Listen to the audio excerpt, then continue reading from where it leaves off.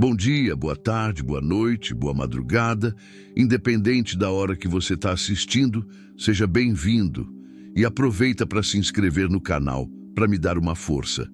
E comenta aí, de qual cidade você está vendo essa história? Meu nome é Paulo, mas todo mundo na estrada me conhece como Paraíba. Não porque nasci lá, sou de Campina Grande mesmo, mas porque carrego na voz o sotaque que minha mãe me ensinou e que as décadas de estrada nunca conseguiram apagar. 17 anos dirigindo da Amazônia ao Rio Grande do Sul, levando carga e trazendo histórias que só quem vive no asfalto consegue contar. Aquela manhã de março estava quente como sempre na BR-319, aquela serpente de asfalto que corta o coração da Amazônia. O sol já queimava desde cedo e o cheiro familiar de óleo diesel se misturava ao ar úmido da floresta. Meu Scania, carregado de soja, seguia no ritmo que a estrada permitia. Devagar, com cuidado, porque ali qualquer buraco pode virar pesadelo. Parei no posto KM-267 para abastecer e comer alguma coisa. O prato feito custava R$15. Arroz, feijão, um pedaço de carne seca que mais parecia couro e uma fatia de abóbora. Comida simples, mas que enche a barriga e dá força para seguir viagem. Sentei numa mesa de plástico debaixo de uma lona furada, observando o movimento típico da estrada. Outros caminhoneiros, alguns viajantes corajosos em carros de passeio e os eternos vendedores ambulantes oferecendo água gelada e amendoim. Foi então que notei o casal. Ele estava parado ao lado de um Corsa vermelho 2008, daqueles que a tinta já está saindo e o motor faz barulho demais. Suado, camisa regata grudada no corpo, gesticulava com violência enquanto falava. O cheiro de álcool chegava até onde eu estava, mesmo com o vento contrário. Um cigarro amassado queimava entre os dedos amarelados e de vez em quando ele apontava o dedo na cara da mulher, como se fosse uma arma. Ela estava diferente. Grávida, barriga já bem aparente debaixo de um vestido floral desbotado. As mãos tremiam enquanto segurava a barriga num gesto protetor que toda mãe conhece. O cabelo castanho estava despenteado e mesmo de longe dava para ver que tinha chorado. Muito. Os gritos aumentaram. Não conseguia entender as palavras, mas o tom era claro, ameaçador, cruel. De repente, ele bateu a porta do carro com uma força que fez o metal vibrar. O som ecoou pelo pátio do posto e alguns caminhoneiros viraram a cabeça. Mas todo mundo voltou ao que estava fazendo. Na estrada, cada um cuida dos seus problemas. O homem deu as costas para ela e se debruçou no banco do passageiro, procurando alguma coisa. Foi nesse momento que viu o olhar dela mudando. Como um animal encurralado que encontra uma brecha na cerca, os olhos varreiam o pátio desesperadamente, procurando uma saída, uma chance, qualquer coisa. E me encontraram. Eu estava subindo na cabine do caminhão, chave na mão, quando nossos olhares se cruzaram. Por uma fração de segundo, vi medo puro naqueles olhos castanhos, mas também vi determinação. A determinação de quem está disposto a arriscar tudo por uma última chance. Liguei o motor. O ronco familiar do Scania encheu o ar enquanto eu checava os espelhos e engatava a primeira marcha. Comecei a sair devagar do posto, como sempre faço. Caminhão carregado não sai correndo. Foi aí que ela tomou a decisão. Sem pensar duas vezes, largou tudo que estava segurando, uma bolsa pequena que caiu no chão e correu. Grávida, barriga pesada, mas correu como se a vida dependesse disso. Porque dependia. Eu já estava na BR quando um barulho metálico chamou minha atenção. Um som de ferro vibrando, acompanhado de algo seco batendo no baú. Olhei no retrovisor e quase perdi o controle do volante. Lá estava ela, pendurada na escada lateral do meu caminhão, no meio da BR-319, com as duas mãos agarradas ao ferro, como se fosse a última coisa que ia fazer na vida. O vento batia forte no rosto dela, chicoteando o cabelo castanho. As mãos já estavam brancas de tanto apertar e vi pequenos pontos vermelhos onde a pele começava a se ferir no metal áspero. Com o balanço natural do caminhão, ela balançava como uma boneca de pano. A cada solavanco, por pouco não escorregava. O vestido tremulava no vento e a barriga aparecia ainda mais redonda naquela posição precária. Meu coração disparou, não só pelo susto, mas porque entendi na mesma hora o que aquilo significava. Uma mulher grávida não se pendura na lateral de um caminhão por esporte. Ela estava fugindo de algo terrível.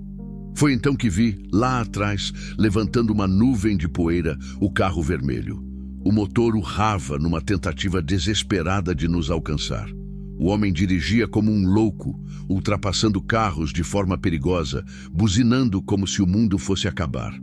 A cada curva, a poeira fechava mais a visão, mas ele continuava vindo. Por alguns segundos, que pareceram eternos, conseguiu reduzir a distância entre nós. Cheguei a ver o rosto dele pelo espelho, transtornado, furioso, fora de si. Meu coração batia tão forte que parecia que ia sair pela boca. Mas o Corsa era fraco demais para acompanhar um caminhão na estrada. O motor pequeno não aguentou o tranco e, aos poucos, ele foi ficando para trás, até virar apenas um pontinho vermelho no horizonte empoeirado. Encostei no acostamento assim que tive certeza de que estávamos seguros. Desci da cabine com as pernas bambas e corri para a lateral do caminhão. Ela ainda estava lá, agarrada, mas mal conseguia se manter. O suor escorria pelo rosto misturado com lágrimas e o peito arfava, como se tivesse corrido uma maratona. As mãos estavam machucadas e tremiam descontroladamente. "Moça, pelo amor de Deus, desce daí!" gritei, estendendo os braços. Ela me olhou com os olhos mais assustados que já vi na vida. Entre lágrimas e respiração ofegante, conseguiu falar. "Por favor, não me leve de volta. Ele vai me matar. Vai matar meu bebê." Naquele momento, ali no meio do nada, com o sol escaldante batendo na nossa cabeça e o cheiro de mato queimado no ar, entendi que minha vida tinha mudado para sempre. Não era mais apenas Paulo, o caminhoneiro que levava soja de um estado para o outro. Eu tinha salvado 2 vidas, mas ao olhar para a estrada deserta, uma certeza gelou meu sangue. Se ele descobrir para onde estamos indo, vai vir atrás. E um homem capaz de fazer uma mulher grávida se pendurar na lateral de um caminhão é capaz de qualquer coisa. A pergunta que martelava na minha cabeça era simples, mas assombrava. Você teria coragem de acelerar, mesmo sabendo que poderia estar se metendo com alguém perigoso o suficiente para fazer algo muito pior? Ajudei ela a descer da escada lateral com todo o cuidado do mundo. As pernas tremiam tanto que mal conseguia ficar em pé. Segurei seu braço enquanto a conduzi para a sombra da carroceria, longe do sol, que castigava sem dó. O vestido estava suado e empoeirado, e ela passou a mão na barriga num gesto automático, como se quisesse acalmar o bebê que carregava. "Como você se chama?" perguntei, oferecendo uma garrafa d'água que sempre carrego na cabine. "Nádia", respondeu com a voz rouca, bebendo a água em pequenos goles. "Nádia da Silva." O nome me tocou de um jeito estranho. Minha avó sempre dizia que nomes carregam destinos e Nádia, lembrei que significava esperança. Talvez fosse coincidência ou talvez fosse exatamente o que aquele momento precisava. "Paraíba", me apresentei, encostando no caminhão. "Paulo de verdade, mas todo mundo me chama de Paraíba. E você, tem certeza do que está fazendo? Porque esse homem ali atrás parecia bem decidido a te buscar." Os olhos dela se encheram de lágrimas novamente. Não eram lágrimas de desespero, mas de cansaço. O cansaço de quem carregou um peso por tempo demais. Ele não é mais o homem que eu casei, Paraíba." A voz saiu baixa, quase um sussurro. Começou há uns 2 anos, quando perdeu o emprego na serraria. Primeiro era só a bebida. Depois vieram os gritos. Depois, as mãos. Ela tocou o pescoço de forma quase imperceptível, mas eu vi. Uma marca amarelada, quase apagada, ainda resistia ali. Marca de dedo, marca de aperto. E agora com o bebê vindo, continuou, a mão protegendo a barriga. Ele disse que não quer mais uma boca para alimentar. Que se eu não fizesse alguma coisa, ele mesmo faria. Um nó apertou minha garganta. Na estrada, a gente vê de tudo, mas algumas histórias mexem com lugares da alma que preferíamos deixar em paz. De quantos meses você está? 7 meses e meio. Ela sorriu pela primeira vez. Um sorriso pequeno, mas real. É menina. Vou chamar de Esperança. Esperança. Filha de Nádia, que significa esperança. Às vezes, o destino tem um senso de humor cruel. Às vezes, tem uma sabedoria que a gente não entende na hora. E para onde você quer ir? Tem família? Alguém que possa te ajudar? O silêncio que se seguiu foi mais eloquente que qualquer resposta. Ela olhou para a estrada, para a floresta infinita dos dois lados, para o céu que começava a ficar carregado de nuvens pesadas. Minha irmã mora em Porto Velho. Casou há 5 anos. Tem uma casa pequena, mas... Ela sempre disse que se eu precisasse... A voz morreu no meio da frase. Há quanto tempo vocês não se falam? 3 anos. Ele não deixava. Dizia que família de mulher casada era só o marido. Conhecia esse tipo. Controlador, possessivo, que vai isolando a vítima até ela não ter mais para onde correr. Só que dessa vez, a vítima tinha corrido para o meu caminhão. Uma rajada de vento trouxe o cheiro de chuva. Olhei para o céu e não gostei do que vi. Nuvens escuras se acumulavam no horizonte, daquelas que anunciam tempestade pesada. E na BR-319, tempestade significava problema. Oh, Nádia, vou ser franco com você. Porto Velho fica a uns 400 quilômetros daqui. Com essa carga que eu tô levando, vamos levar pelo menos 6 horas, se tudo der certo. E pelo jeito do céu, nem tudo vai dar certo. Ela assentiu como se esperasse que as coisas não fossem fáceis. Mas tem outro problema, continuei, escolhendo as palavras com cuidado. Aquele homem não desistiu. Homem do tipo dele não desiste fácil. Ele deve estar rodando por aí, perguntando nos postos, para outros caminhoneiros. E se ele descobrir que você está comigo... Eu sei. A resposta veio firme, decidida. Mas prefiro morrer tentando do que morrer na mão dele. A sinceridade na voz dela me arrepiou. Ali estava uma mulher que tinha chegado no limite, no ponto onde não existe mais medo, porque a única alternativa é pior que qualquer consequência. Então vamos.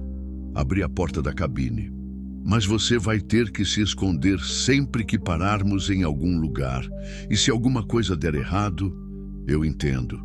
Ela segurou meu braço com uma força surpreendente. Obrigada, Paraíba. Você não me conhece, não me deve nada, mas está salvando 2 vidas hoje.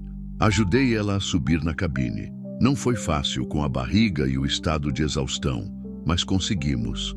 Arrumei os travesseiros para ela ficar mais confortável e liguei o ar-condicionado no máximo. Descansa um pouco. Quando acordar, estaremos mais perto de Porto Velho.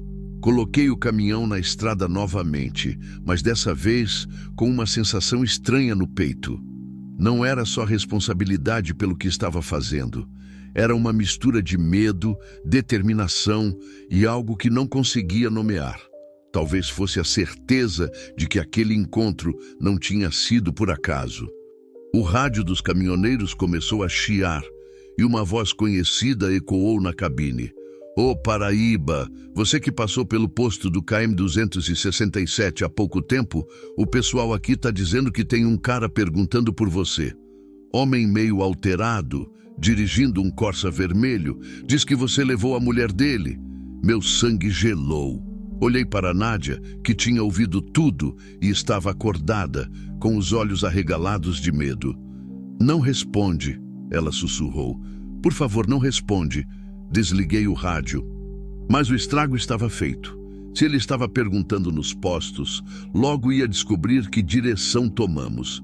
E conhecendo a BR-319, não havia muitos lugares para se esconder. Nádia, preciso te contar uma coisa. Mantive o tom calmo, mas por dentro estava fervendo de preocupação. Essa estrada, ela tem poucos postos, poucos lugares para parar. Se ele está nos procurando, não vai ser difícil nos encontrar. O que a gente faz?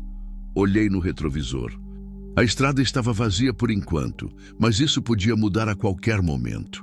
As nuvens escuras estavam mais próximas e os primeiros pingos de chuva começaram a bater no para-brisa. Vamos ter que sair da rota principal. Conheço uns caminhos alternativos, estradas de terra que cortam pela mata. São perigosas, especialmente com chuva, mas é nossa melhor chance. E se o caminhão atolar? Então vamos ficar presos no meio da floresta, com você grávida de quase 8 meses, esperando que ele não nos encontre. Não consegui esconder a dureza na voz. Nádia ficou quieta por um momento, a mão na barriga, como se estivesse consultando a filha que carregava. Faz o que achar melhor, Paraíba. Confio em você. Confiar. Quando foi a última vez que alguém disse isso para mim e realmente quis dizer? Minha ex-mulher confiava até descobrir que eu passava mais tempo na estrada do que em casa. Meu pai confiava até eu escolher a vida de caminhoneiro em vez de trabalhar na oficina dele. Mas ali estava uma desconhecida, fugindo do próprio marido, colocando a vida dela e do bebê nas minhas mãos. A chuva aumentou. Em poucos minutos, passou de pingos esparsos para uma cortina d'água que reduzia a visibilidade a poucos metros. Liguei o limpador de para-brisa no máximo e reduzi a velocidade. Parece que o tempo está do nosso lado, falei, tentando quebrar a tensão. Com essa chuva vai ser difícil para qualquer um seguir nosso rastro. Mas mal terminei de falar, uma luz amarela piscou no painel, temperatura do motor, subindo perigosamente. Que merda, murmurei, mas para mim mesmo. O que foi? O motor está esquentando, deve ser o radiador, com essa chuva toda e a estrada ruim. Não terminei a frase, mas ela entendeu. Se o motor fervesse, íamos ficar parados no meio da BR-319, na chuva, com um homem violento nos procurando e uma mulher grávida prestes a dar à luz. Olhei para Nádia. Ela estava pálida, mas tinha uma determinação no olhar que me impressionou. Naquele momento entendi que ela não ia desistir. Não importava o que acontecesse, ela ia lutar até o fim para proteger aquela criança. E eu ia ajudar, porque às vezes na vida a gente encontra pessoas que valem a pena arriscar tudo, pessoas que nos lembram porque vale a pena ser humano. Segura aí, Nádia, disse apertando o volante com mais força. A coisa vai ficar feia, mas nós vamos conseguir. A chuva batia no teto da cabine como tambores de guerra. E lá atrás, perdido na cortina d'água, eu sabia que um homem furioso continuava nos procurando. Mas, por enquanto, éramos só nós 3 na estrada. Eu, ela e a pequena esperança que ainda não tinha nascido, mas já estava mudando o destino de todos nós. A temperatura do motor continuava subindo e a chuva transformou a BR-319 numa verdadeira pista de patinação.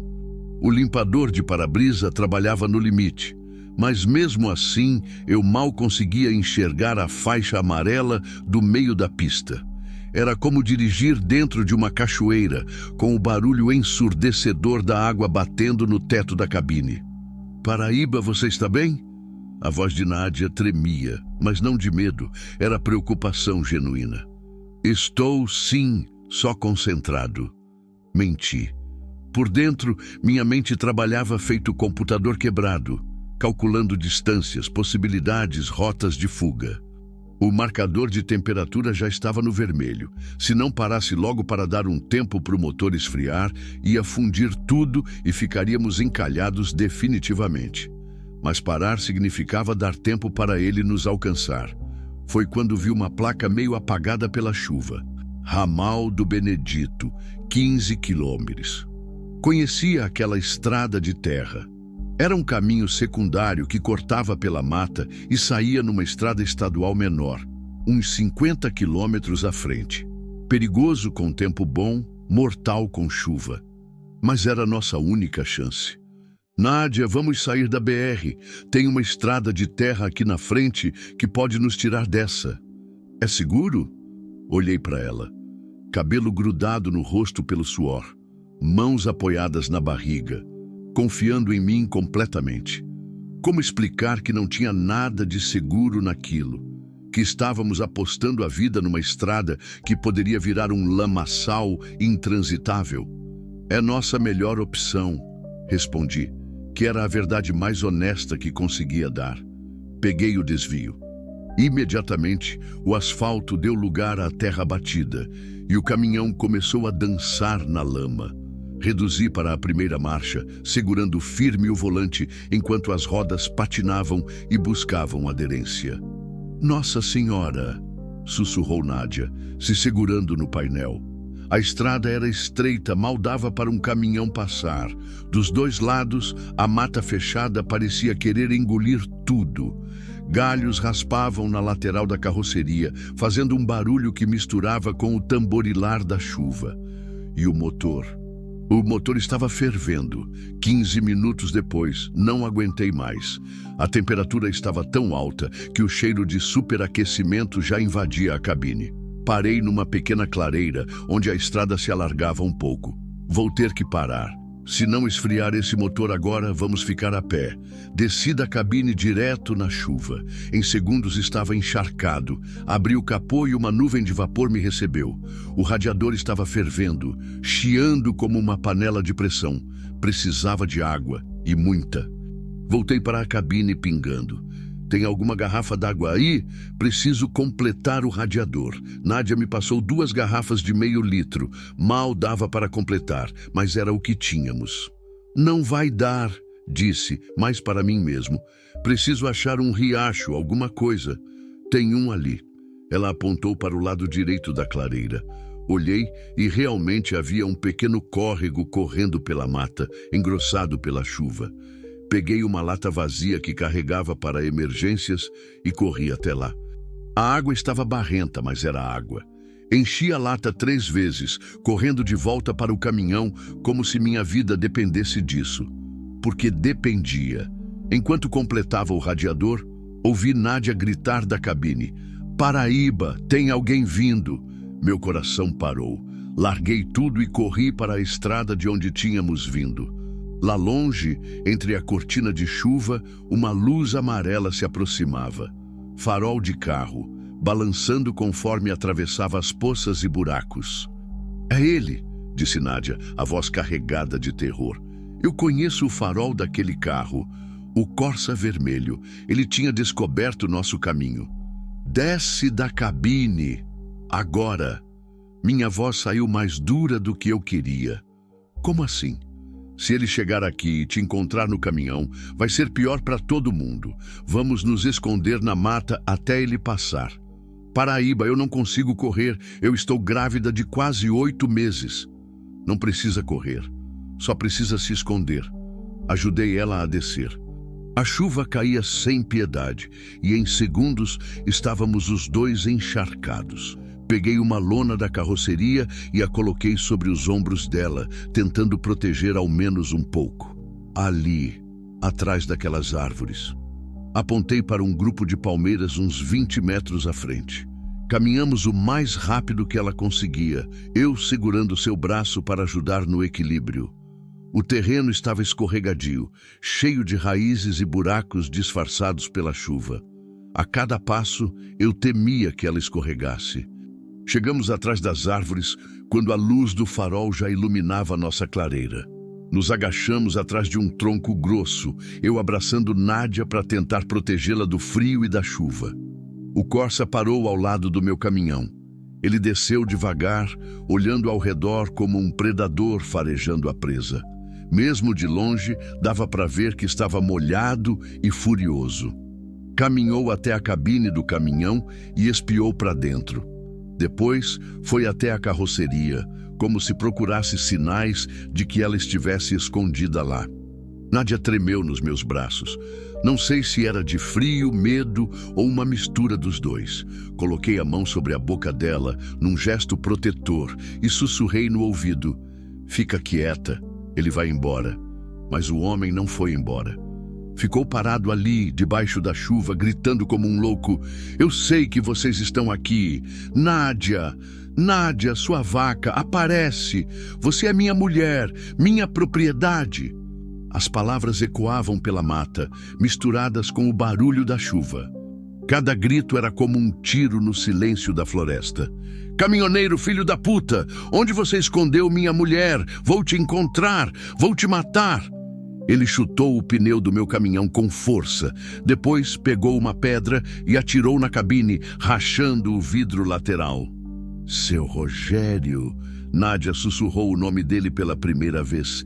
E mesmo sussurrando, a voz carregava anos de medo. Rogério continuou gritando e xingando por mais 5 minutos que pareceram 5 horas. Quebrou o retrovisor do caminhão com um galho, chutou a lata d'água que eu tinha deixado no chão. Depois, como se tivesse tomado uma decisão, voltou para o carro. Pensei que ia embora, mas não. Ele pegou alguma coisa no banco traseiro. Quando vi o que era, meu sangue gelou. Uma espingarda calibre 12. "Meu Deus!" murmurei. Rogério carregou a arma e disparou 2 tiros para o alto. O barulho foi ensurdecedor, ecoando pela mata como se o mundo estivesse acabando. Passarinhos voaram em pânico e até a chuva pareceu diminuir por um momento. "Da próxima vez que eu encontrar vocês", gritou, apontando a espingarda para a mata, "não vou atirar para o ar." Entrou no carro e saiu em alta velocidade, fazendo o Corsa patinar na lama e levantar uma chuva de terra e água. Ficamos escondidos por mais 10 minutos, até ter certeza absoluta de que ele tinha ido embora. Quando finalmente saímos de trás das árvores, Nádia mal conseguia andar. Não era só o cansaço físico, era o cansaço emocional de quem acabou de ver o próprio demônio de perto. "Ele está armado", disse, enquanto eu a ajudava a voltar para o caminhão. Eu não sabia que ele tinha uma arma. "Agora a coisa mudou de figura", respondi, checando os danos no caminhão. O vidro lateral estava rachado, o retrovisor pendurado por um fio, mas nada que impedisse a viagem. "Paraíba, eu não posso mais fugir, não posso colocar você em perigo assim. Me deixa aqui, eu me viro." Parei de verificar o caminhão e olhei para ela. Estava tremendo, não de frio, mas de determinação equivocada. Achava que protegeria todo mundo se sacrificando sozinha. "Nádia, escuta bem o que eu vou te falar." Segurei os ombros dela com firmeza. "Eu já entrei nessa história. Não tem mais volta. E não tem como você se virar sozinha, grávida de 8 meses, no meio da mata, com um homem armado te procurando. Mas ele pode te matar. Pode. Não neguei a possibilidade. Mas se eu te deixar aqui, ele vai te matar com certeza. E vai matar sua filha também." Ela chorou. Não o choro desesperado de antes, mas lágrimas de gratidão misturadas com medo. Lágrimas de quem não esperava encontrar bondade no mundo, mas encontrou. "Por que você está fazendo isso por mim? Você nem me conhece." A pergunta pegou pesado. "Por que mesmo?" Talvez porque na estrada a gente aprende que todo mundo está fugindo de alguma coisa. Talvez porque minha própria mãe morreu sozinha enquanto eu estava rodando pelo Brasil inteiro. Ou talvez porque, às vezes, a vida nos coloca em situações onde temos que escolher entre ser humanos ou ser covardes. "Porque é o certo a fazer", respondi. Simples assim. Ajudei ela a subir na cabine novamente. O motor tinha esfriado o suficiente para seguirmos viagem.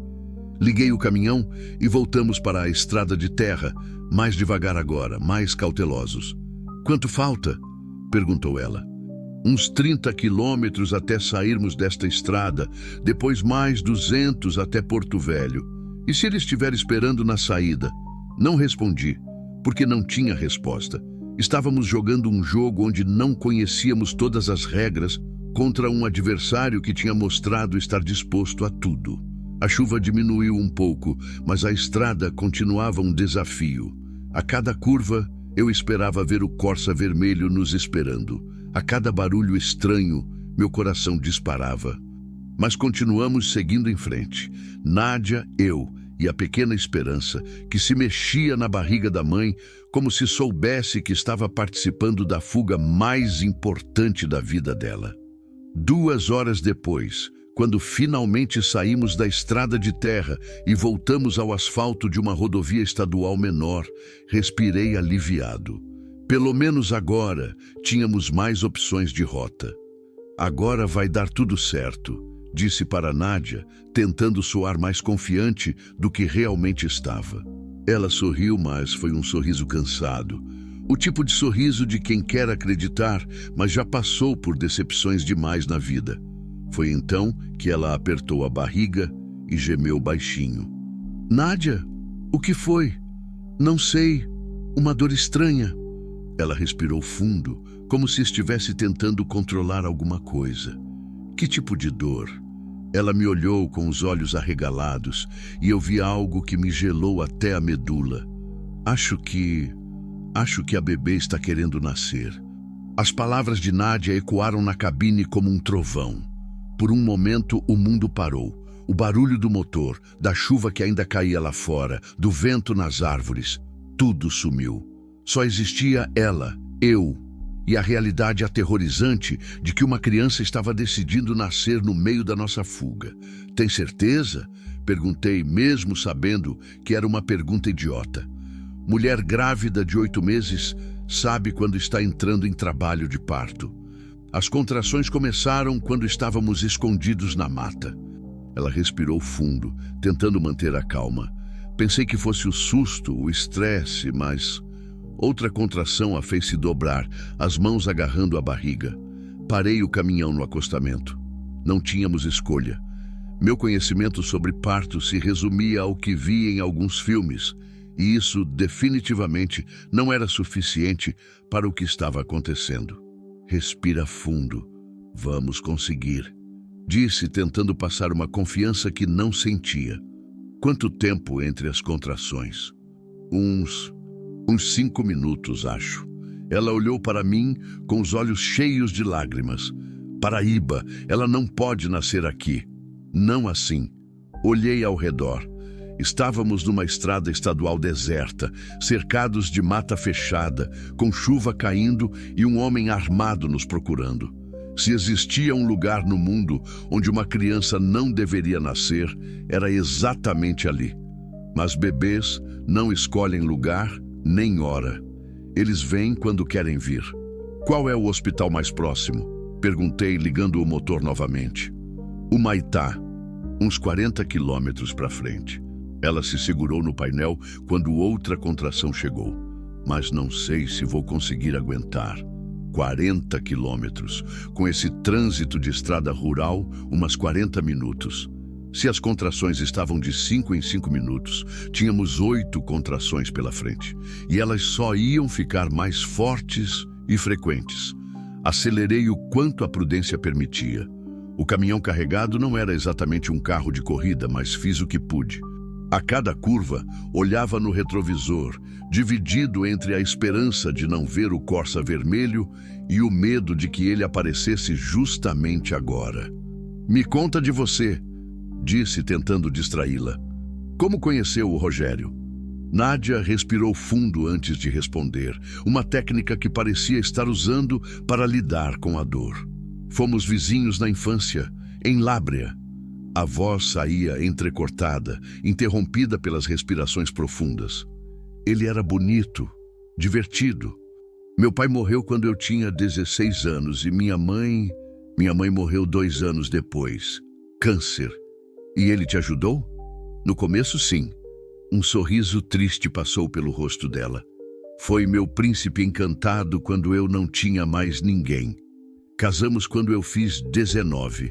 Os primeiros anos foram bons, até ele perder o emprego. Outra contração, mais forte dessa vez.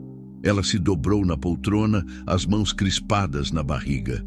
Contei mentalmente, 4 minutos desde a anterior. Estão ficando mais próximas, avisei.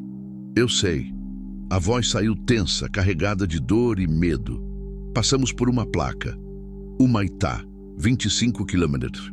Estava escuro agora, e as luzes do painel eram nossa única companhia, além dos faróis que cortavam a estrada molhada. E sua irmã? Aqui mora em Porto Velho. Carla. Pela primeira vez desde que entrara no caminhão, Nádia sorriu de verdade. 2 anos mais nova que eu. Sempre foi a rebelde da família. Saiu de casa aos 17. Foi estudar na capital. Hoje é professora. Ela sabe que você está grávida. Não falamos há 3 anos. A tristeza voltou à voz. Rogério disse que irmã casada não precisa de família, que família dele éramos eu e ele. No começo, eu acreditei. Achei que era amor, ciúme romântico. E quando percebeu que não era? Quando ele quebrou meu celular, na primeira vez que tentei ligar para ela.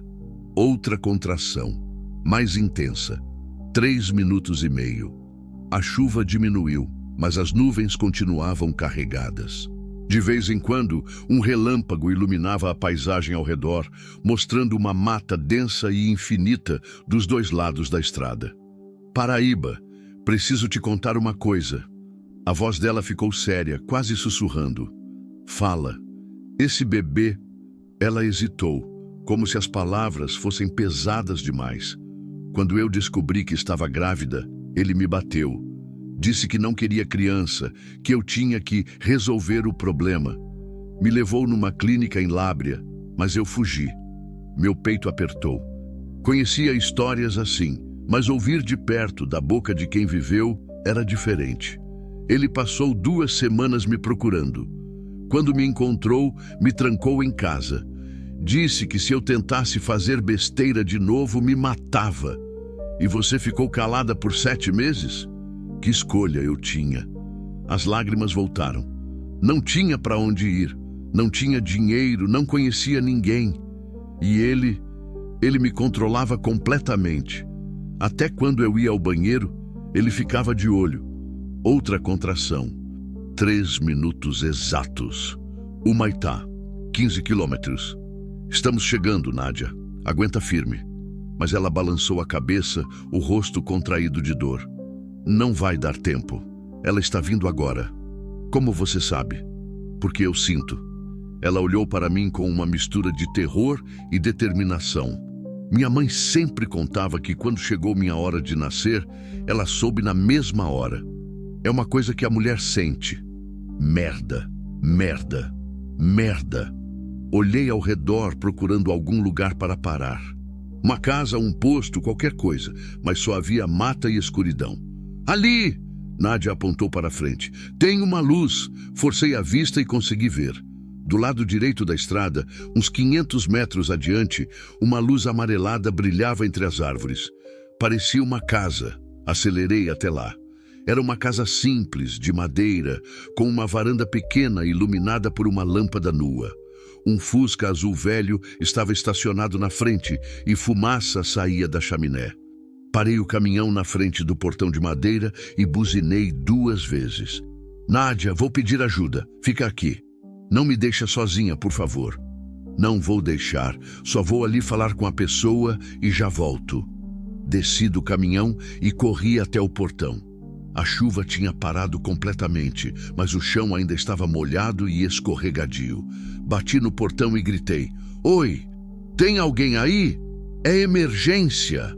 Uma luz se acendeu dentro da casa e depois de alguns segundos, um homem idoso apareceu na varanda. Cabelo branco, camisa xadrez, chinelo de dedo. Que foi, filho? A voz carregava o sotaque típico do interior.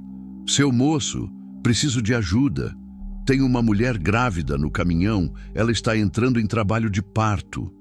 O homem desceu da varanda e se aproximou do portão. Trabalho de parto? Aqui? Estávamos indo para Humaitá, mas não vai dar tempo. O senhor conhece alguma parteira na região? Alguém que possa ajudar? Parteira. Ele coçou a cabeça pensando. A dona Sebastiana mora uns 2 quilômetros daqui, mas essa hora da noite, com essa chuva que caiu. Por favor, é urgente. Foi quando ouvimos o grito, um grito que cortou a noite como uma lâmina, vindo do caminhão, Corri de volta, o coração batendo na garganta. Nádia estava dobrada sobre si mesma, as mãos agarrando o banco, o rosto contraído numa expressão de dor que nunca vou esquecer.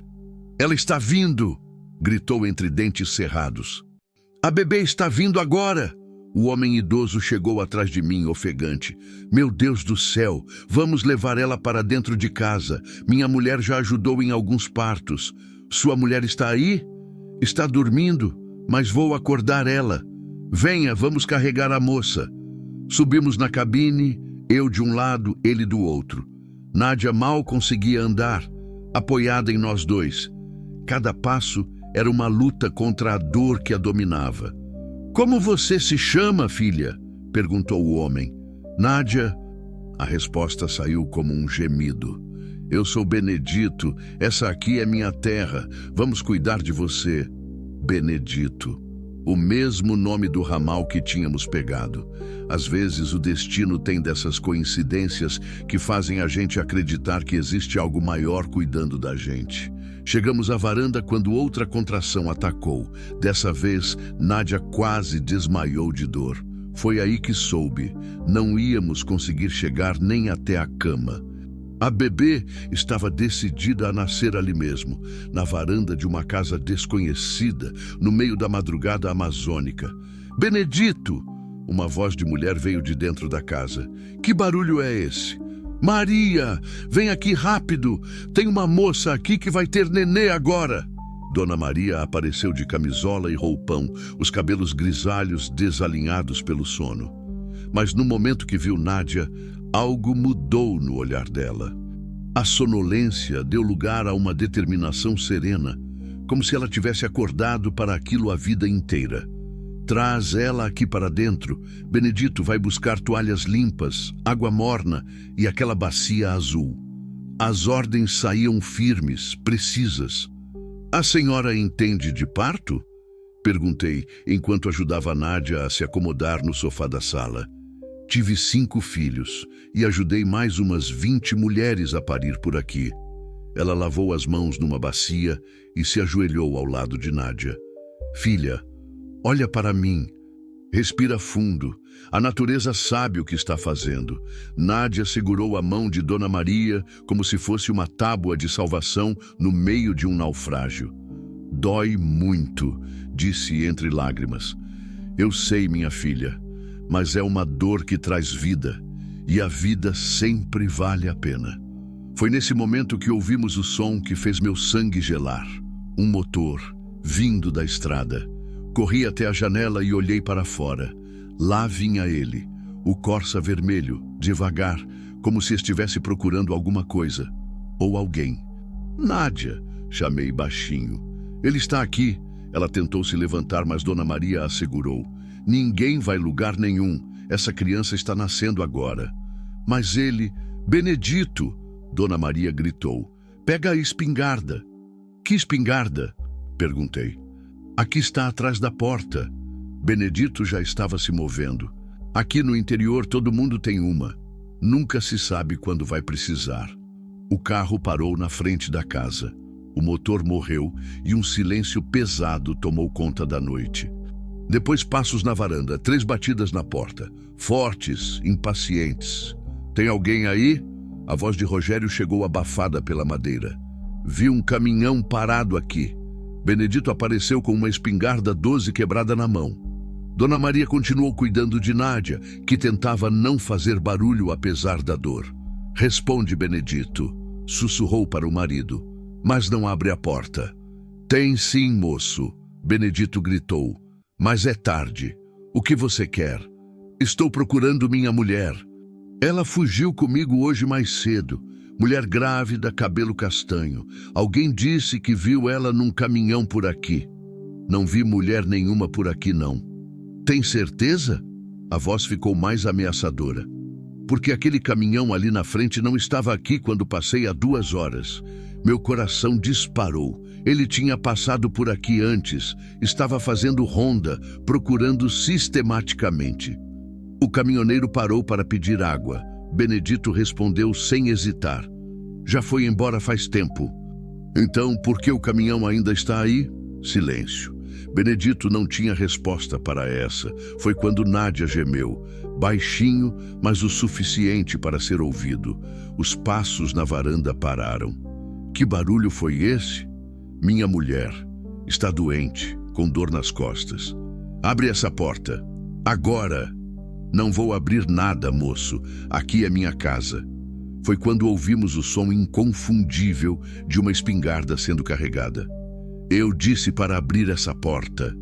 Benedito olhou para mim, a espingarda tremendo nas mãos. Dona Maria continuou cuidando de Nádia, mas viu medo nos olhos dela pela primeira vez. A cabeça está coroando, sussurrou Dona Maria. Mais algumas contrações e a bebê nasce. Era agora ou nunca. Ou enfrentávamos Rogério, ou ele ia arrebentar a porta e encontrar Nádia no momento mais vulnerável possível. Peguei a espingarda das mãos de Benedito. Não, protestou. Você não conhece ele. Eu conheço. E eu conheço o homem violento. Respondi, verificando se a arma estava carregada.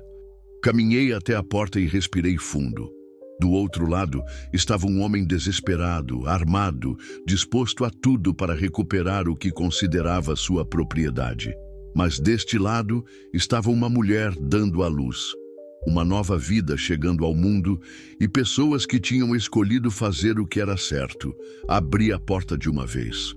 Rogério estava a 3 metros de distância, espingarda apontada para a porta. Quando me viu, os olhos se arregalaram de surpresa e raiva.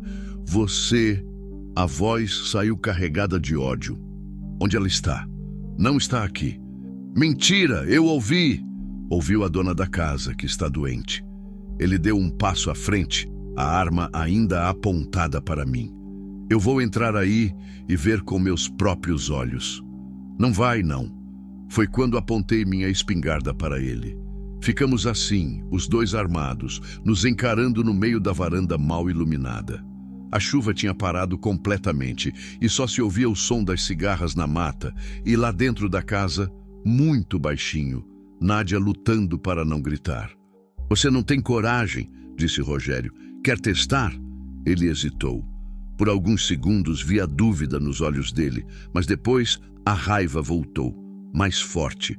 Ela é minha mulher, não é propriedade sua. Vou contar até 3. 1. Foi quando ouvimos o choro. Um choro agudo, forte, inconfundível. O choro de um bebê que acabou de chegar ao mundo. Rogério olhou para a porta, depois para mim. E alguma coisa mudou no rosto dele. Por um momento, foi como se tivesse despertado de um transe. É minha filha? É. Ele abaixou a espingarda lentamente.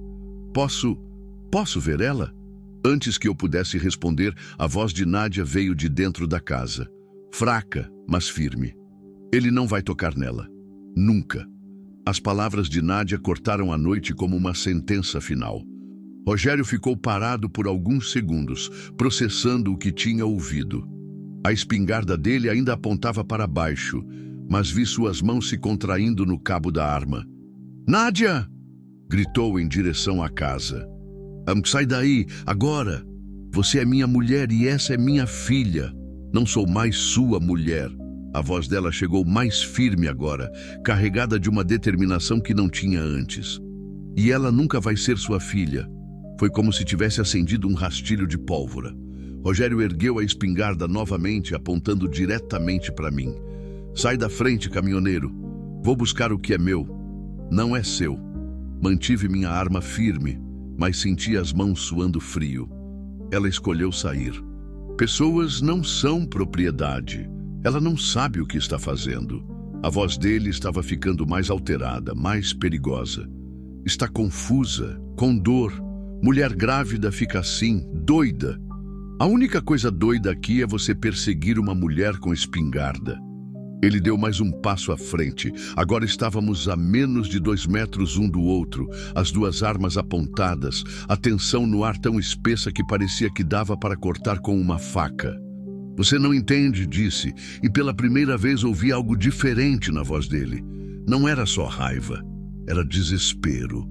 Ela é tudo que eu tenho. Tudo. Se ela for embora, Se ela for embora, você vai ter que aprender a viver sozinho, como todo mundo adulto. Eu não consigo! O grito saiu como um uivo ferido. Sem ela eu não sou nada, eu não tenho mais nada. Por um momento, quase senti pena dele. Quase.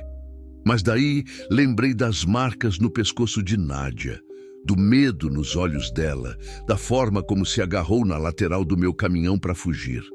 Lembrei que pessoas feridas às vezes ferem outras pessoas, mas isso não as dá o direito de continuar ferindo. Então você vai ter que encontrar outra coisa para ser, respondi, porque ela não vai voltar. Foi quando ele perdeu completamente o controle. Eu conto até 3, caminhoneiro. Ou você sai da frente ou eu atiro. 1. Meu dedo foi para o gatilho. Nunca tinha apontado uma arma para outro ser humano na vida, mas naquele momento soube que seria capaz de atirar se fosse preciso. 2. Foi quando Dona Maria apareceu na porta, carregando um embrulho pequeno de panos brancos. O bebê, ainda chorando, mas um choro mais calmo agora. Pare com isso, gritou para Rogério. Tem uma criança aqui. Rogério olhou para o embrulho nos braços dela e por um momento tudo parou. A raiva no rosto dele deu lugar a algo mais complicado, uma mistura de curiosidade, dor e uma estranha vulnerabilidade. É uma menina? Perguntou, baixando um pouco a arma. É, respondeu Dona Maria. Lindinha, saudável, nasceu perfeita. Posso ver? Não. A voz de Nádia veio de dentro da casa, mais forte agora. Dona Maria, traz ela aqui para dentro. Nádia, por favor. Pela primeira vez, ouvi Rogério implorar em vez de exigir. É minha filha também. Não é. Nádia apareceu na porta apoiada no batente, pálida, mas determinada. Você perdeu esse direito quando me ameaçou de morte, quando disse que ia me fazer abortar, quando me bateu por estar grávida. Eu estava nervoso, sem emprego. Eu mudei. Não mudou, não. Ela apontou para a espingarda na mão dele. Está aí com uma arma, ameaçando pessoas boas que me ajudaram. Isso é mudança? Rogério olhou para a espingarda como se estivesse vendo ela pela primeira vez. Por alguns segundos, pareceu confuso, perdido. Eu só quero minha família de volta. Família não se mantém na força, disse Benedito, que tinha aparecido na porta com uma lanterna. Família se mantém no amor. Vocês não entendem. Rogério estava ficando desesperado novamente. Eu amo ela, por isso estou aqui. Isso não é amor, Nádia disse, e sua voz carregava anos de dor. Amor não bate, amor não ameaça, amor não obriga. Mas eu preciso dela. Precisar de alguém e amar alguém são coisas diferentes, falei ainda com a arma apontada. Você não ama a Nádia? Você quer possuir ela? Cala a boca! Ele virou a espingarda para mim novamente. Você não sabe nada sobre nós. Sei o suficiente. Sei que ela preferiu se pendurar na lateral de um caminhão a ficar com você. Isso te diz alguma coisa? As palavras acertaram em cheio. Rogério ficou em silêncio por um momento, processando. Ela está confusa. As mulheres ficam assim depois do parto. Depressão, pós-parto, essas coisas. Eu não estou confusa, Nádia disse firme. Pela primeira vez em 3 anos, eu estou pensando claro. Foi quando o bebê chorou mais alto. Um chorinho agudo que cortou toda a atenção do momento. Instintivamente, todos olhamos para o embrulho nos braços de Dona Maria. Ela está com fome, disse Dona Maria. Precisa mamar. Traz ela aqui, pediu Nádia, estendendo os braços. Dona Maria entregou o bebê para Nádia, que se sentou numa cadeira da varanda. Mesmo na luz fraca da lâmpada, dava para ver a transformação no rosto dela. Todo o medo, toda a tensão deram lugar a uma ternura pura, absoluta. Oi, minha filha, sussurrou, olhando para a criança. Bem-vinda ao mundo. Rogério baixou a espingarda completamente, os olhos fixos na cena. Por um momento vi algo parecido com remorso no rosto dele. Como ela está? Perguntou, a voz quase inaudível. "Eu perfeita", respondeu Nádia sem olhar para ele. 3,2 kg, 50 centímetros. Todos os dedinhos dos pés. Perfeita. "E o nome? Você disse que ia chamar de Esperança. Vai ser Esperança mesmo." Pela primeira vez, desde que ele chegara, Nádia olhou diretamente para Rogério. Esperança da Silva, só da Silva. A mensagem estava clara. A criança não levaria o sobrenome dele. "Nádia, por favor." Rogério deu um passo à frente, mas parou quando eu levantei minha arma novamente. "Pelo amor que você diz que sente por ela", falei. "Vá embora, deixa ela em paz." "Eu não posso. Ela é tudo que eu tenho." "Então arruma outra coisa para ter." A voz de Nádia era firme, mas não cruel. "Vá embora, Rogério. Procura ajuda. Aprende a viver sem me controlar." "E se eu mudar? De verdade? Se eu parar de beber? Se eu arranjar um emprego? Talvez." A resposta surpreendeu todo mundo, incluindo a mim. "Mas não agora. Agora eu preciso cuidar da minha filha. E você precisa cuidar de você." "Quanto tempo?" "Não sei. 1 ano, 2, 5. Talvez nunca." Ela olhou para a filha nos braços. "Mas se você realmente mudar, se você realmente aprender a me respeitar, a respeitar minha escolha, talvez a gente possa conversar sobre você, conhecer sua filha." "Como vou saber se você mudou de ideia?" "Minha irmã Carla mora em Porto Velho." Se você realmente mudar, se você realmente ficar limpo e aprender a controlar sua raiva, pode procurar ela daqui a um tempo. Mas só quando for um homem melhor. Rogério ficou parado por um longo minuto, olhando para Nádia e para a filha que acabara de nascer. Vi quando algo mudou no rosto dele. Não era resignação, era algo mais profundo. Talvez fosse a primeira vez na vida que ele estava entendendo que não podia forçar alguém a amá-lo. "Eu vou tentar", disse finalmente a voz baixa. "Vou tentar ser melhor." "Não tenta por mim", Nádia respondeu. "Tenta por você e por ela." Olhou para a filha. Rogério assentiu lentamente. Depois, de forma surpreendente, colocou a espingarda no chão e se afastou dela. Posso olhar ela mais uma vez? De longe?" Nádia hesitou, depois assentiu. Rogério se aproximou uns 3 passos, o suficiente para ver o rostinho da criança na luz da lâmpada. "Ela é linda", disse, e havia lágrimas nos olhos dele. "Igual à mãe." "Ela é forte", corrigiu Nádia. "Mais forte que a mãe." Rogério ficou ali por mais alguns segundos, depois se virou e caminhou em direção ao carro. Parou no meio do caminho e se virou. "Nádia, me perdoa por tudo. Um dia, talvez." A resposta foi honesta, sem raiva, mas também sem promessas falsas. Ele entrou no Corsa e ligou o motor. Por alguns segundos, ficou parado ali, como se estivesse tentando gravar aquela imagem na memória. Depois, saiu devagar, as luzes traseiras sumindo na escuridão.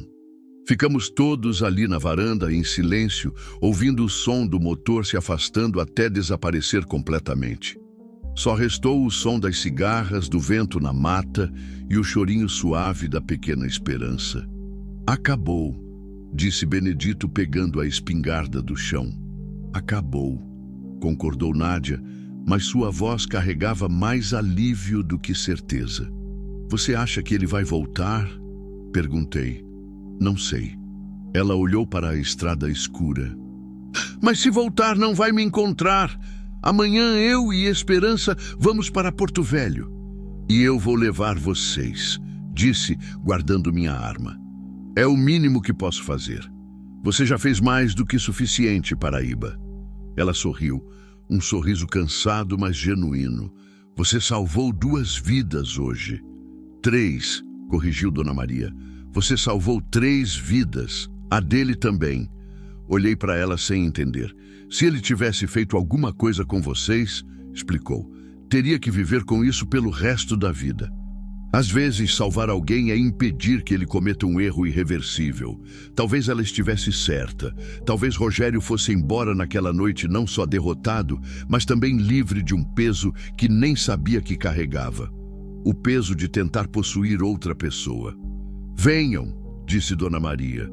Vamos entrar.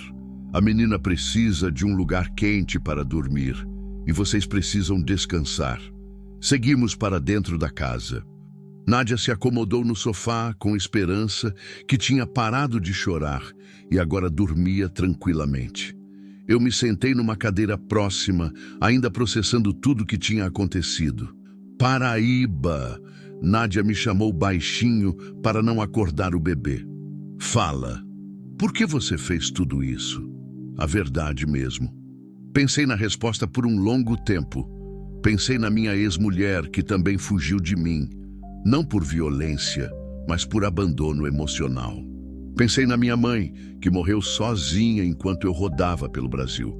Pensei em todas as vezes que poderia ter ajudado alguém e não ajudei. Porque quando a gente vê alguém pedindo socorro, respondi finalmente, a gente tem duas opções: ser humano ou ser covarde. E eu já fui covarde demais na vida. Ela sorriu e voltou a olhar para a filha. Esperança, sussurrou. Que nome perfeito para uma noite como essa. Do lado de fora, a chuva começou a cair novamente, mas agora era uma chuva suave, calmante, como se o céu estivesse lavando toda a tensão e violência da noite, preparando o mundo para um novo começo. Esperança dormia nos braços da mãe, alheia ao drama que marcou sua chegada ao mundo, mas algo me dizia que ela cresceria forte, protegida pelo amor feroz de uma mulher que aprendeu a lutar por sua liberdade. E eu continuaria na estrada, carregando soja e outras cargas pelo Brasil inteiro. Mas levaria também uma nova certeza. Às vezes, o destino coloca pessoas no nosso caminho não para nos ensinar algo, mas para nos dar a chance de ensinar algo a nós mesmos. Naquela noite, aprendi que coragem não é não ter medo. Coragem é ter medo e mesmo assim fazer o que é certo. E pela primeira vez em muito tempo, eu tinha feito o que era certo. Acordei com o cheiro de café e tapioca sendo preparados na cozinha. Por alguns segundos, fiquei desorientado, sem saber onde estava. Depois, as lembranças da noite anterior voltaram como uma enxurrada. A fuga, o parto, o confronto, esperança nascendo no meio de tudo aquilo. Me levantei da cadeira onde tinha cochilado. Benedito havia insistido que eu dormisse dentro de casa e olhei ao redor. Nádia estava no sofá, amamentando a filha. A luz da manhã que entrava pela janela criava uma atmosfera quase sagrada ao redor das duas. Bom dia, disse baixinho, para não assustar. Bom dia, Paraíba. Ela sorriu, e era um sorriso diferente do que eu tinha visto até então. Mais calmo, mais confiante. Dormiu bem? Considerando as circunstâncias, sim. E vocês? Esperança mamou 3 vezes durante a noite, mas dormiu bem entre uma mamada e outra. Ela olhou para a filha com uma ternura que fazia doer o peito de tão bonita. Dona Maria disse que é normal para recém-nascidos. Dona Maria apareceu da cozinha carregando uma bandeja com café, pão caseiro e tapioca com queijo coalho. Bom dia, filho! Come alguma coisa antes de sair. Viagem longa pela frente. A senhora não precisava... Claro que precisava. Ela colocou a bandeja numa mesinha de centro. Vocês passaram por muita coisa ontem. Precisam de força para hoje. Benedito entrou pela porta da frente, vindo de verificar o tempo lá fora. O dia está limpo, anunciou. Choveu a noite toda, mas agora o céu está aberto. Bom dia para viajar. E a estrada? Perguntei. Vai estar pesada até chegar no asfalto, mas depois disso é tranquilo até Porto Velho. Tomamos café em silêncio, cada um perdido em seus próprios pensamentos. Nádia comia devagar, ainda se recuperando do parto. Esperança dormia no colo dela, pequenina, perfeita, alheia a toda a revolução que sua chegada tinha causado. Nádia, chamei após terminar de comer. Você tem certeza de que sua irmã vai te receber? Faz 3 anos que vocês não se falam. Carla sempre foi diferente de mim. Ela acariciou o cabelo da filha. Mais forte, mais decidida. Quando nossos pais morreram, ela me disse para ir com ela para Porto Velho, mas eu escolhi ficar com Rogério. Ela disse que ia estar lá se eu mudasse de ideia. E se ela não estiver mais lá? Se mudou, se casou e foi embora, então a gente se vira. A resposta veio firme, sem hesitação. Prefiro tentar e não conseguir do que não tentar e ficar me perguntando para sempre. Dona Maria se sentou ao lado de Nádia no sofá. Filha, posso te dar um conselho? Claro. Quando chegar lá, não tenha pressa de explicar tudo. Irmã que presta entende sem muita explicação. E se ela questionar por que você sumiu por 3 anos, seja honesta.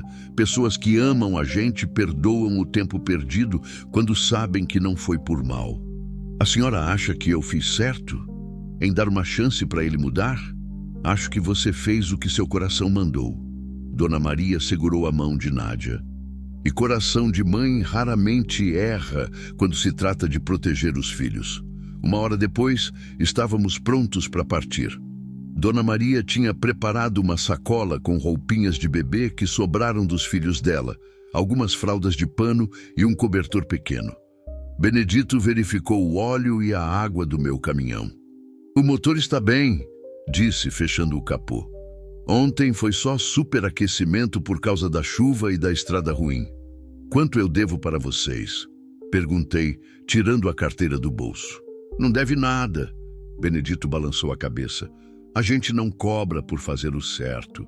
Mas vocês me deram hospedagem, comida, Dona Maria ajudou no parto. E você trouxe vida nova para nossa casa. Dona Maria sorriu. Há meses que não acontecia nada de bom por aqui. Esperança trouxe esperança mesmo. Abraçaram Nádia como se fosse filha deles. Beijaram a testa da pequena Esperança. Me deram tapinhas nas costas e fizeram-me prometer que, se passasse por ali novamente, pararia para um café. Se um dia vocês estiverem em dificuldade, disse Nádia, já na cabine do caminhão, me procurem em Porto Velho. Família de Silva paga suas dívidas. A única dívida que temos, respondeu Dona Maria, é com Deus por ter nos permitido ajudar vocês. Saímos devagar da propriedade de Benedito. A estrada de terra estava pesada mesmo, cheia de lama e poças, mas conseguimos chegar ao asfalto sem maiores problemas.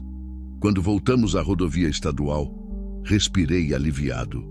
Dali para Porto Velho era estrada conhecida. Paraíba, posso te perguntar uma coisa? Nádia quebrou o silêncio que se fazia na cabine a alguns quilômetros. Claro. Você tem família? A pergunta mexeu com lugares que eu preferia deixar quietos. Tive. Fui casado por 8 anos. Sandra, mulher boa, trabalhadora, professora primária. O que aconteceu? A estrada. Olhei para ela de relance. Eu passava mais tempo no caminhão do que em casa. No começo ela reclamava, depois parou de reclamar. Quando alguém para de reclamar é porque parou de esperar. Ela te traiu? Não. Pior. Ela se acostumou a viver sem mim. Mudei de marcha para subir uma lombada. Quando cheguei em casa um dia e encontrei os papéis do divórcio em cima da mesa, nem consegui ficar bravo, porque ela estava certa. Vocês tentaram conversar? Tentei. Ela disse que tinha casado para ter um companheiro, não para ser viúva de marido vivo. Sorri sem alegria. Frase que nunca mais saiu da minha cabeça. E agora? Você sente falta? Sinto falta de ter alguém esperando em casa. A resposta saiu mais honesta do que eu esperava. Mas não sei se sinto falta dela especificamente, ou só da ideia de ter alguém. Esperança mexeu no colo da mãe, fazendo aqueles ruidinhos que bebês fazem quando estão sonhando. Nádia a acomodou melhor e voltou a olhar pela janela. Sabe o que é engraçado, Paraíba? Eu fugi do Rogério porque ele não me deixava ter vida própria. Você se separou da Sandra porque tinha vida própria demais. Pensei nisso por alguns quilômetros. Acho que o segredo é achar alguém que queira dividir a vida, não possuir ou ser possuída. Você acha que existe isso? Você vai descobrir. É nova, tem uma filha linda e agora tem liberdade para escolher. E você? Eu? Ri. Eu tenho 42 anos, cabelo grisalho e passo 300 dias por ano na estrada. Não sou exatamente o tipo de homem que mulher quer para dividir a vida. Não seja por isso.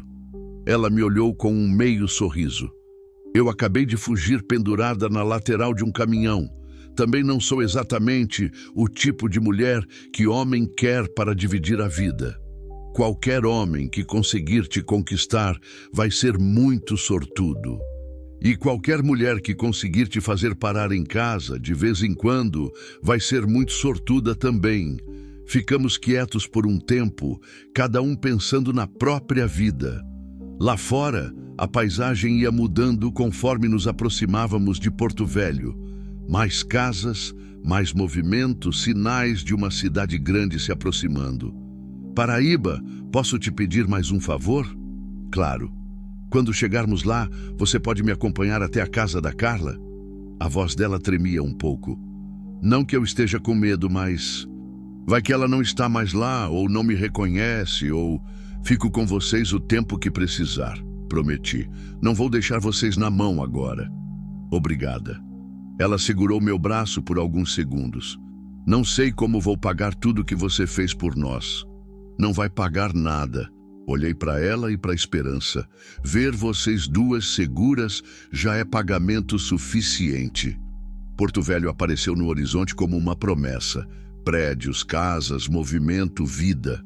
Uma cidade grande o suficiente para duas mulheres recomeçarem sem que ninguém fizesse perguntas inconvenientes. É aqui, disse Nádia, quando passamos pela placa de entrada da cidade. Carla mora no bairro Olaria, numa casa amarela com portão verde. Pelo menos morava há 3 anos. Paramos num posto para perguntar direções. O frentista, um rapaz novo de uns 20 anos, olhou para Nádia com a filha recém-nascida no colo e perguntou se ela precisava de ajuda médica. Não, obrigada.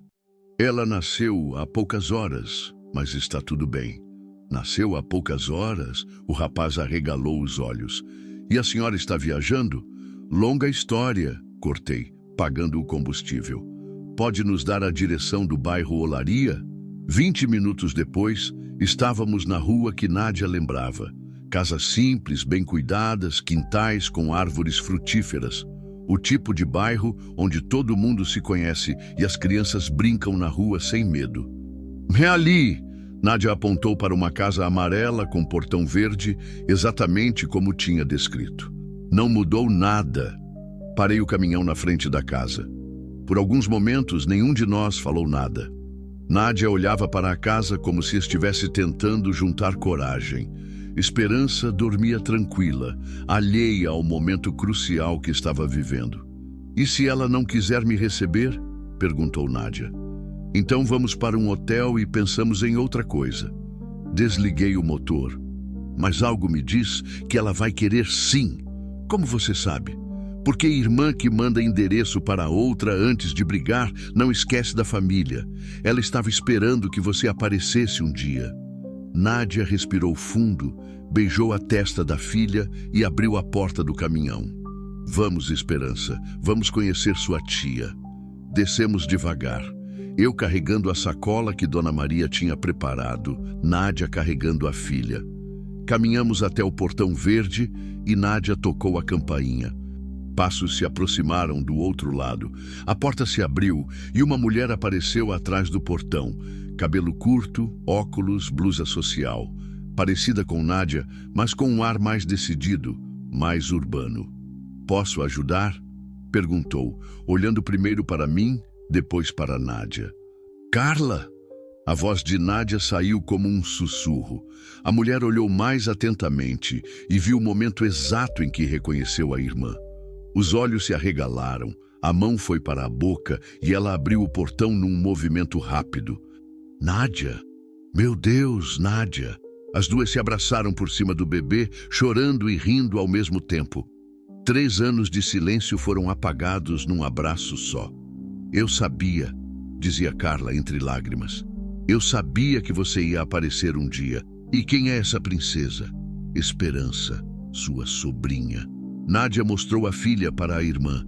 Nasceu ontem à noite. Nasceu ontem? Carla olhou para mim pela primeira vez com atenção. E quem é você? Paulo, Paraíba, caminhoneiro. Me apresentei. Ajudei sua irmã quando ela precisou. Carla me estudou por alguns segundos, depois olhou para Nádia, depois para o bebê. Era uma mulher inteligente.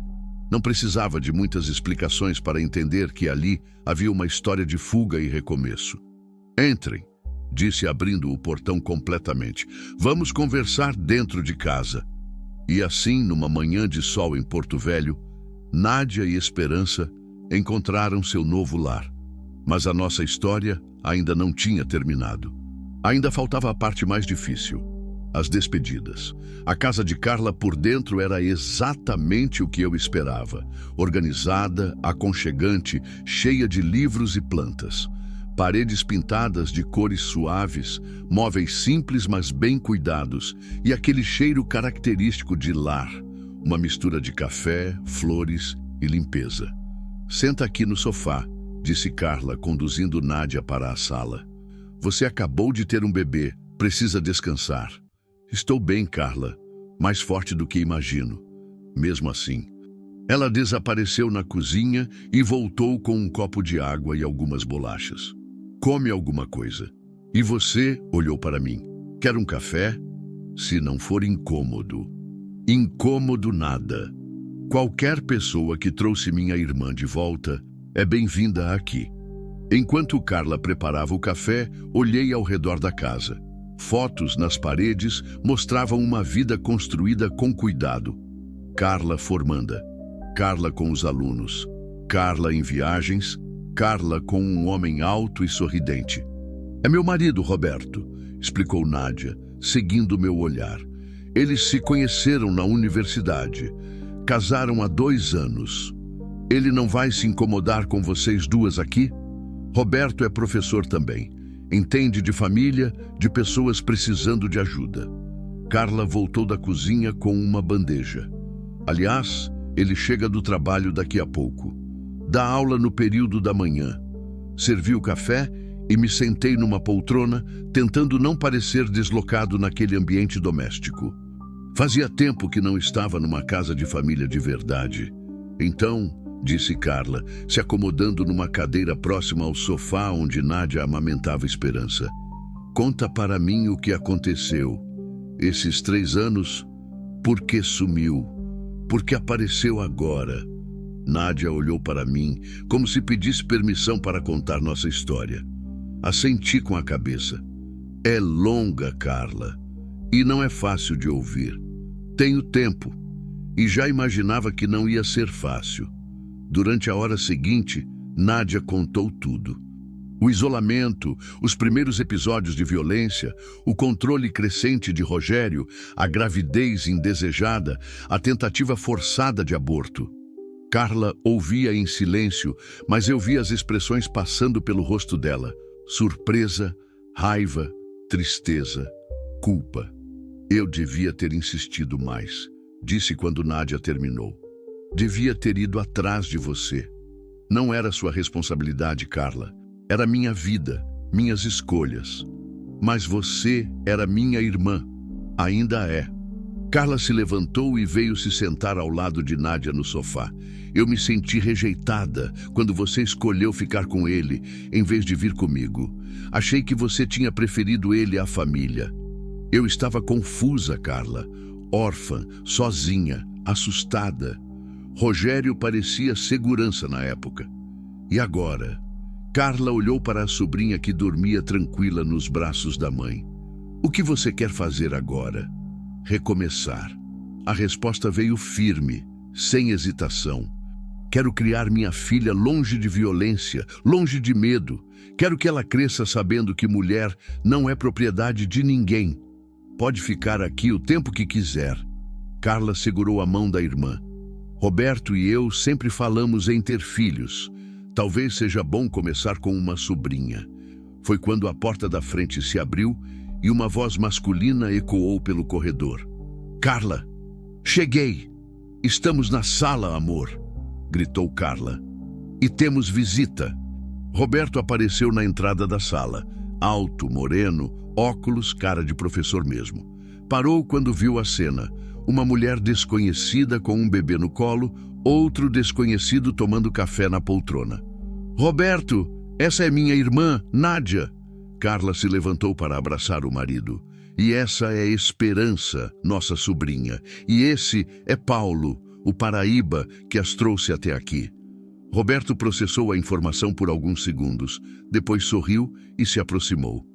A famosa irmã estendeu a mão para Nádia. Carla fala de você direto e parabéns pelo bebê, ela é linda. Obrigada. Nádia apertou a mão do cunhado. Desculpa aparecer assim sem avisar. Família não precisa avisar. Roberto olhou para mim. E muito obrigado por cuidar delas. Fiz o que qualquer um faria. Não. Roberto balançou a cabeça. Infelizmente, não é verdade. Muita gente passaria direto. Conversamos por mais 1 hora. Roberto fez perguntas práticas. Nádia tinha documentos, precisava ir ao hospital para check-up pós-parto, queria registrar a filha, pensava em trabalhar. Sou cozinheira, disse Nádia. Trabalhei num restaurante em Lábrea antes de casar. Sei fazer comida simples, caseira. Tem vários restaurantes por aqui procurando gente boa. Roberto se animou. Posso dar algumas indicações, mas primeiro você vai se recuperar. Cortou Carla. Teve um parto há menos de 24 horas. Precisa de pelo menos 2 semanas de repouso. Esperança acordou e começou a chorar. Nádia a embalou, cantarolando baixinho uma cantiga que minha mãe cantava para mim quando eu era criança. Vendo aquela cena, as 2 irmãs reunidas, o cunhado acolhedor, o bebê sendo ninado, senti uma mistura de alegria e melancolia. Alegria porque tinha dado certo. Elas estavam seguras, acolhidas, com família de verdade. Melancolia porque eu não fazia parte daquela cena. Era hora de ir embora. De bom, disse, me levantando. Acho que já cumpri minha parte. Vocês estão em boas mãos. Já vai? Nádia olhou para mim com surpresa. Tenho que descarregar a soja e pegar uma carga de volta. A estrada não para. Fica para o almoço pelo menos, insistiu Carla. Outra hora. Peguei as chaves do caminhão. Preciso ir mesmo. Na verdade, não precisava ir com tanta pressa, mas reconhecia o sinal. Quando você não faz mais falta num lugar, é hora de sair. E ali, rodeada de família, Nádia não precisava mais de mim. Paraíba, espera. Nádia se levantou, passou Esperança para Carla e veio até mim. Não posso te deixar ir assim. Como assim? Sem me despedir direito, sem agradecer direito. Os olhos dela se encheram de lágrimas. Você salvou minha vida, salvou a vida da minha filha. Você já agradeceu várias vezes, mas não do jeito que quero agradecer. Ela se aproximou e me abraçou.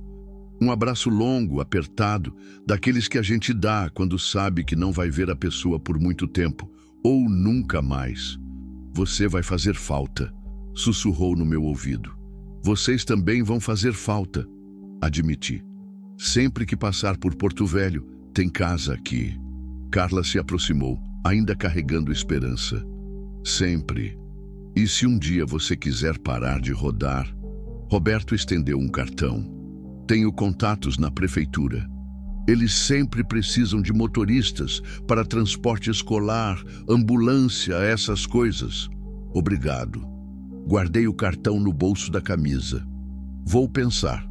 Saí da casa devagar, carregando apenas a mochila que sempre ficava na cabine do caminhão. Na calçada, me virei uma última vez. Elas estavam na varanda. Carla com Esperança no colo, Roberto com o braço ao redor da cintura da esposa, Nádia acenando. Paraíba, gritou Nádia. Fala. Se você tiver notícias do Rogério, se ele procurar você, não vou ter notícias dele. Subi na cabine. E se tiver, não vou saber onde vocês estão. Ela assentiu, tranquilizada. Liguei o motor e acenei pela janela. Elas ficaram na varanda, até eu dobrar a esquina e desaparecer de vista. Dirigi em silêncio pelas ruas de Porto Velho, procurando a transportadora onde deveria entregar a carga. Mas minha mente estava em outro lugar. Estava pensando em como era estranho a vida da gente. Em menos de 2 dias, 2 pessoas que eu não conhecia tinham mudado meu jeito de ver o mundo. Parei num semáforo e olhei no retrovisor. No banco do carona, onde Nádia tinha viajado as últimas horas, havia apenas o espaço vazio. Mas de alguma forma, ainda conseguia sentir a presença dela ali. O semáforo abriu e eu segui em frente. Tinha soja para entregar, uma carga nova para pegar e centenas de quilômetros de estrada me esperando. Mas pela primeira vez em anos, a estrada não parecia apenas um lugar para fugir dos problemas. Parecia um lugar onde coisas importantes podiam acontecer, onde encontros improváveis podiam mudar destinos, onde um caminhoneiro solitário podia descobrir que ainda tinha coragem para fazer o que era certo. Cheguei na transportadora 1 hora depois. Enquanto descarregavam a soja, liguei o rádio dos caminhoneiros. As vozes familiares ecoaram na cabine, contando histórias da estrada, reclamando de péssimos, avisando sobre fiscalização. "Ô pessoal", disse uma voz que eu conhecia, o mineiro do 113. "Alguém aí teve notícia daquele cara que estava procurando a mulher ontem na BR-319? Homem de Corsa vermelho?" Meu sangue esfriou. Peguei o microfone. "Aqui é o Paraíba. Que notícia?" "Ô Paraíba. O cara bateu o carro ontem à noite, na altura do KM 180. Capotou numa curva. Estava bêbado, parece. Levaram para o hospital de Humaitá. Está vivo?" "Está, mas bem machucado. Quebrou costela, braço, essas coisas. Vai ficar internado um tempo." Desliguei o rádio e fiquei parado por alguns minutos, processando a informação. Rogério tinha batido o carro. Estava machucado, internado. Por algumas semanas, pelo menos, não seria ameaça para ninguém. Talvez fosse coincidência. Talvez fosse o destino dando uma ajuda extra. Ou talvez fosse a vida mostrando que quem semeia violência cedo ou tarde colhe as consequências. Peguei o telefone e liguei para o número que Roberto tinha me dado. "Alô? Roberto? Aqui é o Paraíba." "Paulo! Que bom! Mudou de ideia sobre o almoço?" "Não, não é isso. Queria que você desse um recado para a Nádia. Diz para ela que não precisa mais se preocupar com o Rogério por um tempo. Ele teve um acidente, está internado. Não vai incomodar ninguém nas próximas semanas." "Sério?" O alívio na voz de Roberto era palpável. "Sério. E diz para ela que pode dormir em paz. Vou avisar ela. Obrigado por ligar.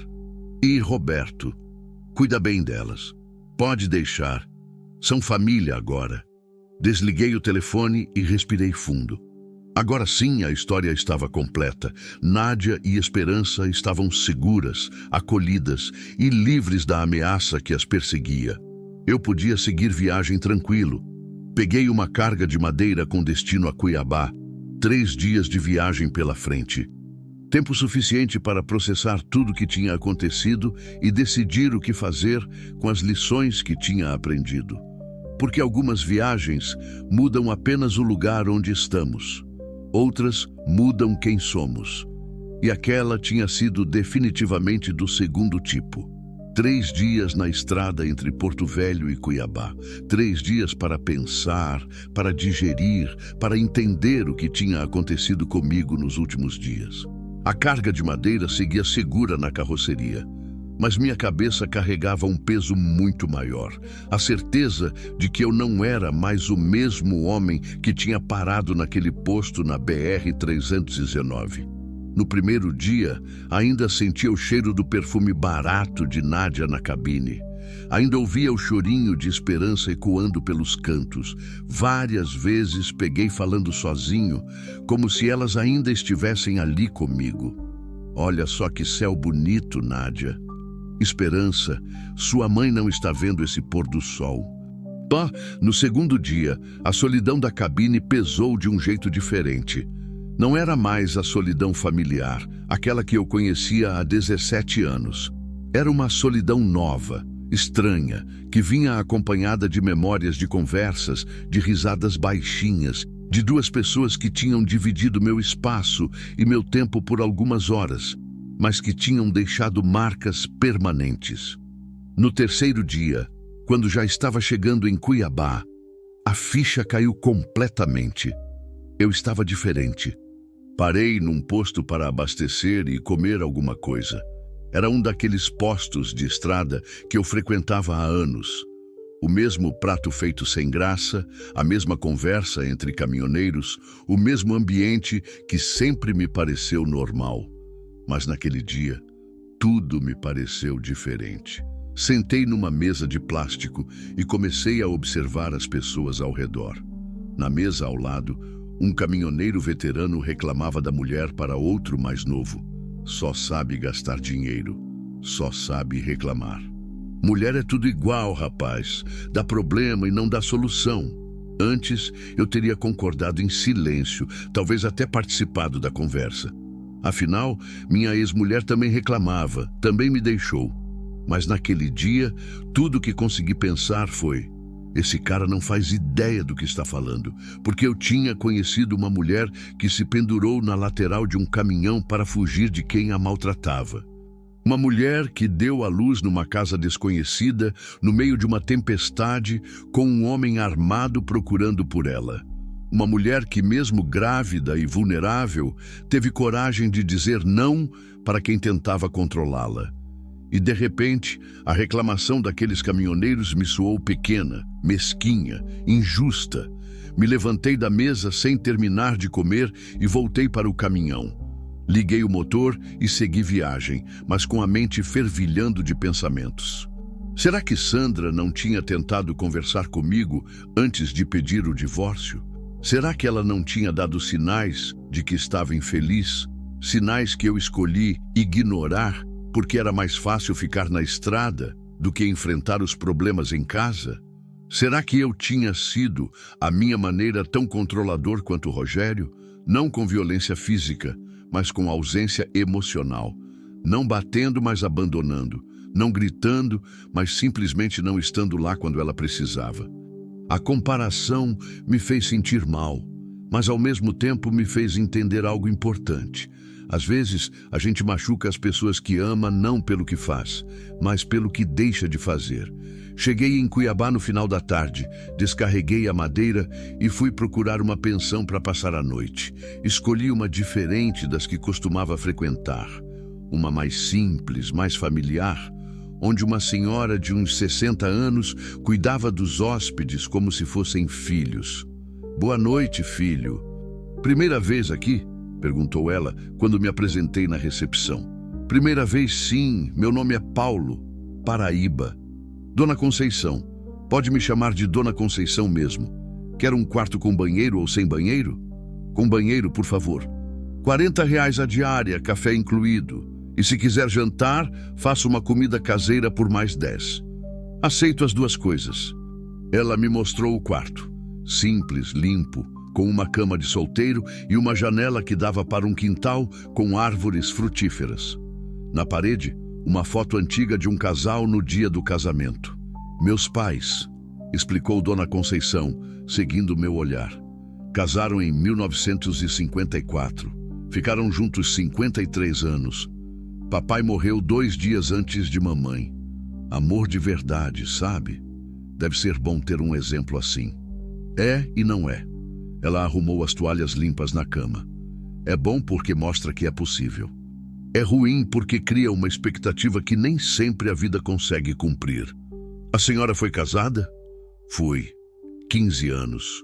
Bom homem, trabalhador, honesto. Mas a gente não conseguia se entender.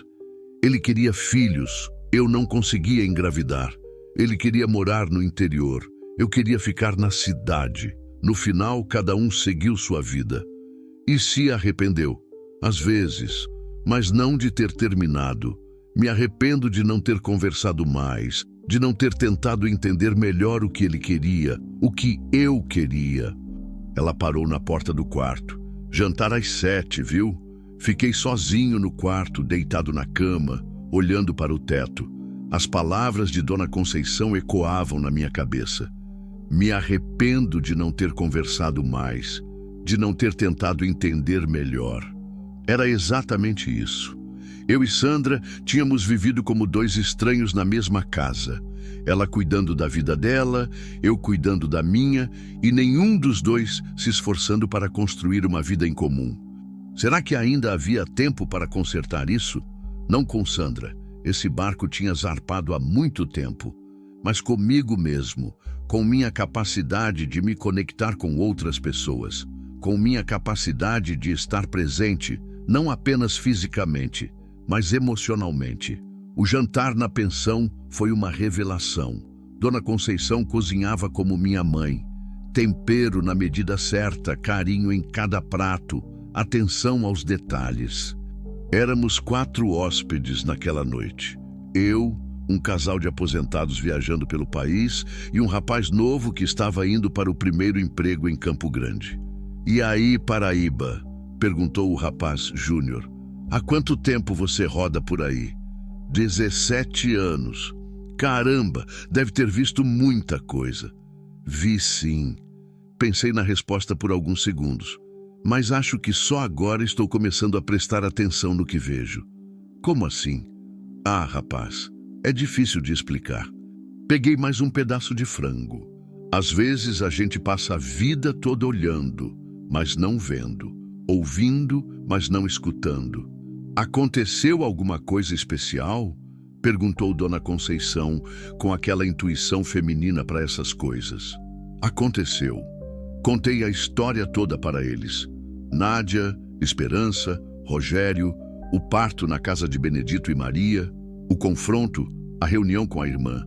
Quando terminei, todos estavam em silêncio. "Meu Deus", disse a senhora aposentada. "Que história!" "E como você se sente agora?", perguntou Dona Conceição. "Diferente." A resposta veio sem hesitação. "Como se tivesse acordado de um sono muito longo." "É isso mesmo", concordou o senhor aposentado. "Às vezes precisa acontecer alguma coisa que nos tire da zona de conforto para a gente lembrar quem realmente somos." "E quem você realmente é?", perguntou Júnior. A pergunta me pegou de surpresa. Quem eu realmente era? Por 17 anos, minha resposta seria: sou caminhoneiro. Rodo pelo Brasil, levo carga de um lugar para outro. Mas naquela noite, na mesa daquela pensão simples, com pessoas que mal conhecia, entendi que minha resposta tinha mudado. Acho que sou alguém que ainda pode fazer diferença na vida das pessoas. As palavras saíram devagar, como se eu estivesse descobrindo elas na hora que falava.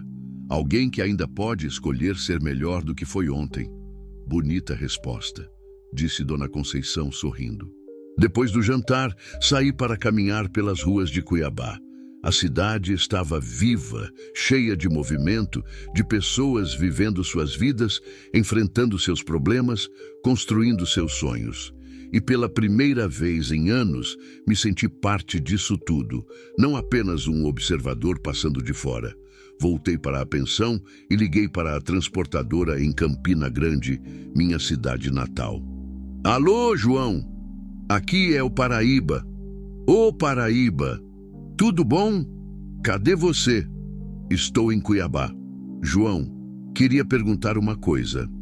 Vocês não estavam precisando de alguém para fazer as rotas regionais? Paraíba, Pernambuco, essas coisas? Estamos sim. Por quê? Estou pensando em voltar para casa, ficar mais perto da família. Sério? Pensei que você nunca ia cansar da estrada longa. Não cansei da estrada, só mudei as prioridades. Entendo. Olha, tem uma vaga sim. Salário menor que essas viagens longas, mas você dorme em casa quase todo dia. É o que eu quero. Então, quando você chegar aqui, a gente conversa melhor. Mas pode considerar que o emprego é seu. Desliguei o telefone e me deitei na cama com uma sensação estranha no peito. Não era alívio, não era felicidade. Era algo mais complexo. Era a sensação de quem tinha tomado uma decisão importante, uma decisão que ia mudar tudo. Fiquei pensando em Nádia e Esperança.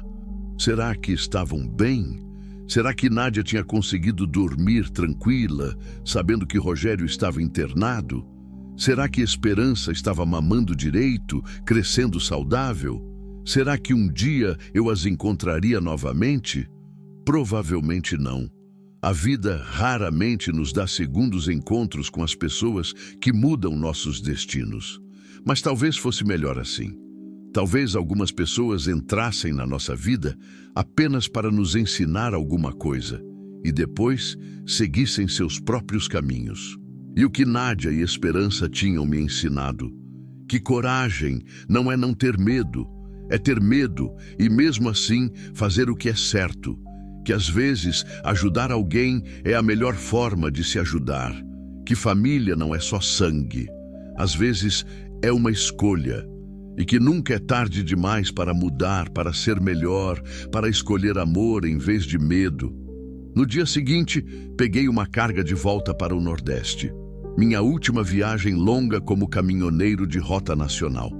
Nas próximas semanas, estaria de volta em Campina Grande, começando uma vida nova, ou talvez uma versão melhor da vida antiga.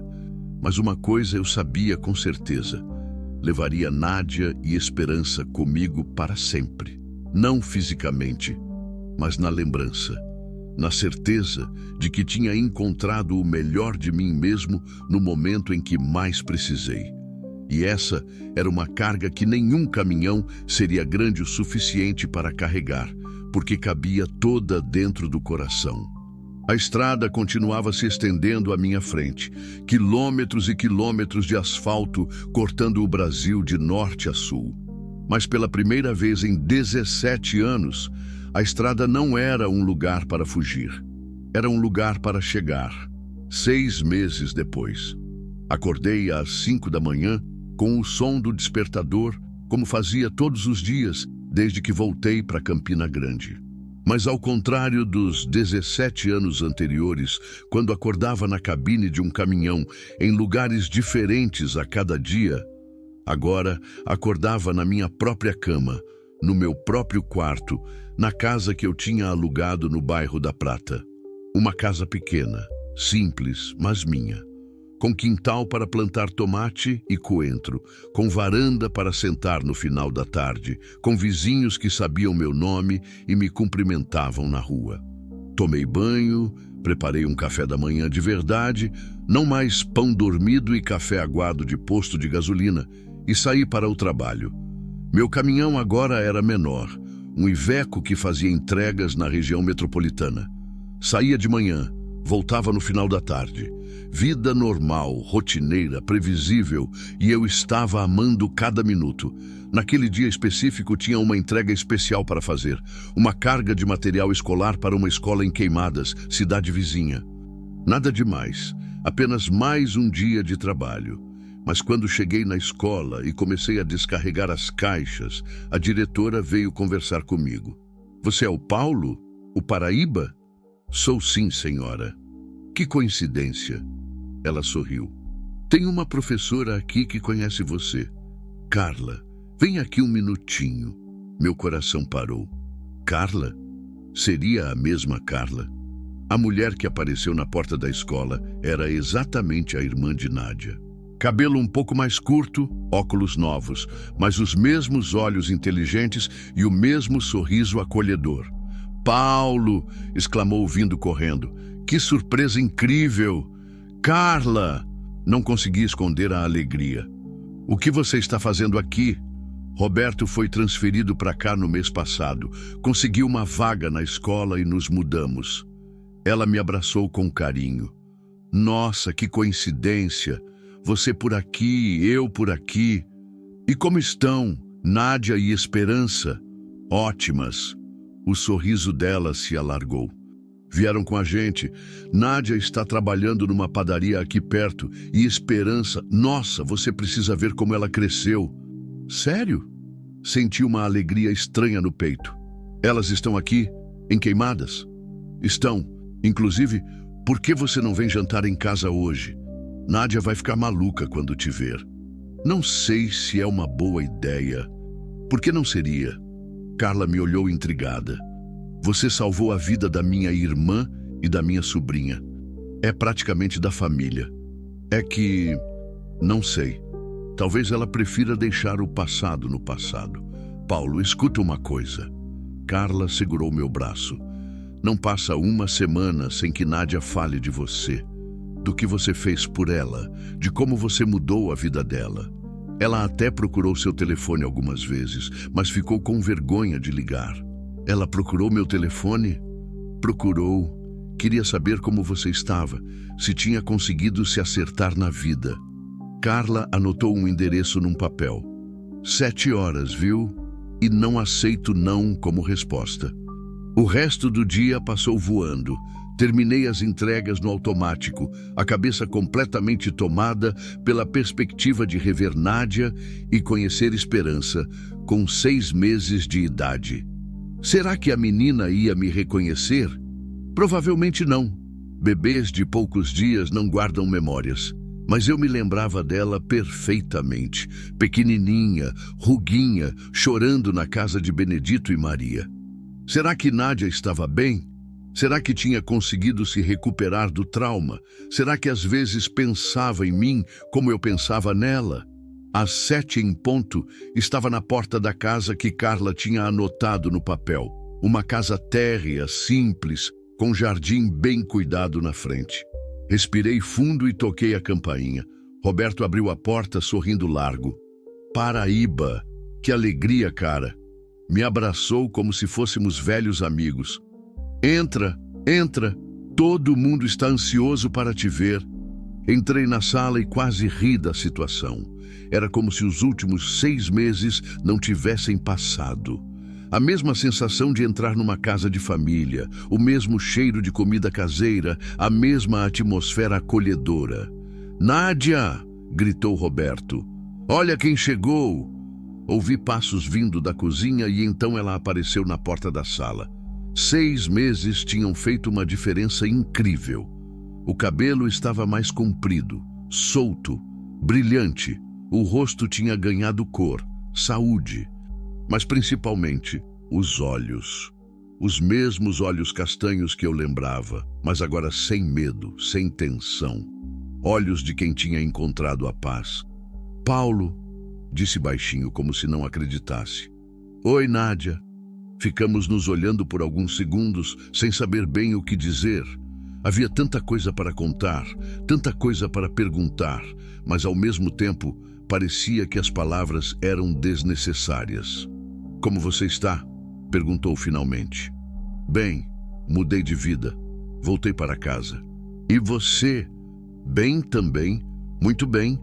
Ela sorriu e era o sorriso mais genuíno que eu já tinha visto. Quer conhecer Esperança? Antes que eu pudesse responder, ela desapareceu num corredor e voltou carregando uma criança que me fez engolir seco. Esperança, com 6 meses, era uma miniatura perfeita da mãe. Cabelo castanho encaracolado, olhos grandes e curiosos, bochechas rosadas de bebê saudável. Estava acordada, observando tudo ao redor com aquela atenção que só crianças pequenas têm. Esperança, esse é o Paraíba. Nádia falou com a filha como se ela fosse entender. Lembra que a mamãe sempre conta a história de como vocês se conheceram? A menina me olhou por alguns segundos, depois sorriu. Um sorriso banguela que derreteu meu coração instantaneamente. Posso pegar ela? Claro. Nádia passou Esperança para meus braços. A menina era mais pesada que eu lembrava, mais sólida, mais real. Cheirava a talco e a amor materno. Me olhou com curiosidade, sem medo, como se reconhecesse algo familiar. Oi, princesa, sussurrei. Cresceu, hein? Esperança riu. Uma risadinha aguda e cristalina e tentou agarrar meu dedo com suas mãozinhas pequenas. Ela gostou de você, disse Nádia, sentando ao meu lado no sofá. Esperança não vai no colo de qualquer um. Como ela está de saúde? Perfeita, forte, esperta, come bem, dorme bem. O pediatra disse que é uma das crianças mais saudáveis que ele já viu. E você, como está se adaptando aqui? Melhor do que esperava. Nádia acomodou uma almofada atrás das costas. A padaria onde trabalho é ótima. Os donos são pessoas boas. Pago uma moça para cuidar da Esperança enquanto estou trabalhando. Mas é aqui perto, então passo lá na hora do almoço para amamentar. E teve notícias do Rogério? A pergunta saiu antes que eu pudesse me controlar. Nádia ficou séria por um momento. Tive. Respirou fundo. Ele foi preso 2 semanas depois do acidente. Preso? Por quê? Dirigir embriagado, porte ilegal de arma, violência doméstica. A voz dela era calma, sem raiva. Parece que quando saiu do hospital, voltou para Lábrea e tentou invadir a casa de uma prima minha, achando que eu estava lá. A prima chamou a polícia. E agora? Agora está cumprindo pena. 2 anos, pelo que soube. Ela olhou para a Esperança em meus braços. 2 anos para ele pensar, se quiser pensar. Para procurar ajuda, se quiser procurar. Você não tem medo de quando ele sair? Às vezes tenho. A honestidade dela me impressionou. Mas não posso viver com medo para sempre. E se ele sair da cadeia ainda querendo me fazer mal? Bem, agora eu sei que posso correr, sei que posso pedir ajuda, sei que não estou sozinha. Roberto apareceu na sala carregando uma bandeja com refrigerantes. Pessoal, a janta está quase pronta. Paulo, espero que goste de galinha caipira. Adoro. Ótimo. E preparamos uma surpresa para você. Que surpresa! Ah, você vai ver. Carla apareceu da cozinha, sorrindo misteriosamente. Durante o jantar, conversamos sobre tudo. Minha nova vida em Campina Grande, o trabalho nas rotas regionais, a casa que eu tinha alugado, a nova vida de Nádia em Queimadas, os planos para o futuro, os progressos de Esperança. Sabe o que é engraçado? Disse Nádia, enquanto cortava um pedaço de galinha. Às vezes penso que aquela noite terrível foi a melhor coisa que me aconteceu na vida. Como assim? Porque me obrigou a encontrar coragem que eu não sabia que tinha. Ela olhou para a Esperança, que estava no cadeirão beliscando pequenos pedaços de comida. Se não fosse aquilo tudo, eu provavelmente ainda estaria em Lábrea, apanhando, sofrendo, achando que merecia aquela vida. E eu provavelmente ainda estaria fugindo na estrada, admiti. Passando a vida inteira sem parar em lugar nenhum. Então fomos bons um para o outro, sorriu Nádia. Fomos. Depois do jantar, Carla desapareceu na cozinha e voltou carregando um bolo simples de chocolate com uma vela no meio. Que isso? Hoje faz exatamente 6 meses que vocês se conheceram, explicou Roberto. Carla achou que deveríamos comemorar. 6 meses desde que nossas vidas mudaram, completou Nádia. Cantamos parabéns, não para aniversário, mas para renascimento, para recomeços, para segundas chances que se transformaram em vidas novas. Quando chegou a hora de ir embora, Nádia me acompanhou até o portão. Esperança dormia no colo dela, exausta de tanta novidade. Paulo, posso te perguntar uma coisa? Claro. Você é feliz agora? A pergunta veio carregada de uma preocupação genuína. Sou. A resposta não precisou de elaboração. Pela primeira vez em muito tempo, sou feliz de verdade. E você? Também. Ela beijou a testa de Esperança. Às vezes, acordo de manhã e não acredito que essa vida é minha, que posso trabalhar, cuidar da minha filha, fazer minhas escolhas, sem pedir permissão para ninguém. É sua por direito. E é sua por conquista. Ela me olhou nos olhos. Você sabe que mudou minha vida, né? Você também mudou a minha. Mesmo? Se não fosse vocês duas, eu provavelmente ainda estaria rodando pelo Brasil inteiro, fugindo de mim mesmo. Toquei levemente o bracinho de Esperança. Vocês me ensinaram que coragem não é não ter medo, é fazer o que é certo mesmo com medo. Você vai continuar aparecendo aqui? A pergunta veio tímida, quase sussurrando. Se vocês quiserem, queremos. A resposta veio rápida, decidida. Esperança precisa conhecer melhor o homem que ajudou ela a vir ao mundo. E eu gostaria de ter você por perto, como amigo, como família. Família? Família que a gente escolhe. Ela sorriu. A melhor que existe. Voltei para casa com o coração cheio de uma alegria que não sentia há anos. Não era paixão romântica. Aquele barco tinha navegado e chegado em outros portos. Era algo mais profundo, mais duradouro. Era a alegria de quem encontrou seu lugar no mundo, seu propósito, sua paz. Nas semanas seguintes, comecei a visitar Nádia e Esperança regularmente. Não todo dia, não toda semana, mas sempre que podia. Levava brinquedos para a menina, conversava com Nádia sobre a vida, ajudava em pequenas coisas práticas quando precisava. Virei tio emprestado de Esperança. Ela crescia correndo atrás de mim pela casa, me chamando de tio Paulo, com aquela pronúncia engraçada de criança pequena. E Nádia? Nádia virou a amiga que eu nunca soube que precisava. Alguém que me entendia sem julgamentos, que me aceitava com meus defeitos, que comemorava minhas vitórias pequenas como se fossem grandes conquistas. 6 meses depois do reencontro, Nádia conheceu João, um professor de matemática da escola onde Carla trabalhava.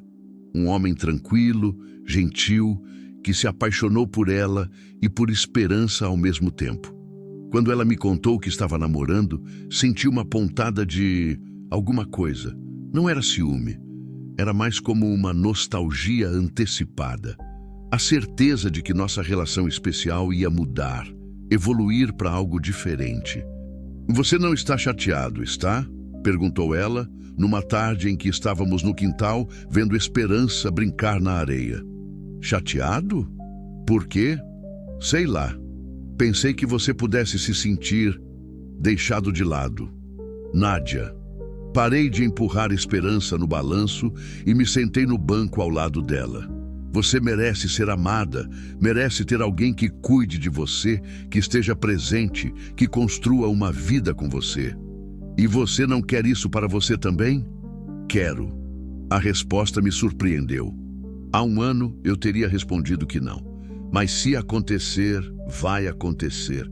Por enquanto estou feliz do jeito que estou. E nós vamos continuar sendo importantes para você? Sempre.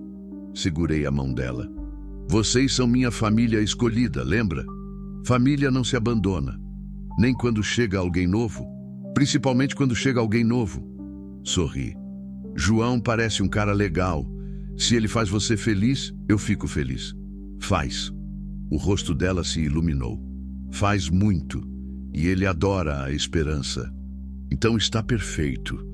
Naquela noite, voltando para casa, pensei em como a vida tinha jeitos estranhos de se arrumar. 1 ano antes, eu era um homem solitário, amargo, fugindo de compromissos e responsabilidades. Nádia era uma mulher aprisionada, violentada, sem perspectivas. Agora ela estava construindo uma família nova, baseada no amor e no respeito. E eu tinha encontrado um lugar no mundo, um propósito, uma forma de ser útil. Não era o final que eu teria imaginado quando vi aquela mulher grávida pendurada na lateral do meu caminhão. Mas era melhor que qualquer final que eu poderia ter sonhado. Porque às vezes, as melhores histórias não são aquelas que terminam com os protagonistas vivendo felizes para sempre juntos. São aquelas que terminam com os protagonistas vivendo felizes para sempre, cada um em sua própria jornada, mas conectados para sempre pelas experiências que dividiram. Esperança aprenderia a andar, a falar, a sonhar. Cresceria sabendo que foi muito amada e muito esperada. Nádia construiria uma nova família, baseada no amor e na escolha. E eu continuaria na estrada, mas uma estrada diferente. Uma que sempre me trazia de volta para casa. E todos nós carregaríamos para sempre a memória daquela noite na BR-319, quando 3 destinos se cruzaram e se transformaram para sempre. Porque alguns encontros são casuais, outros são destinados. E os melhores são aqueles que nos ensinam a ser quem realmente somos.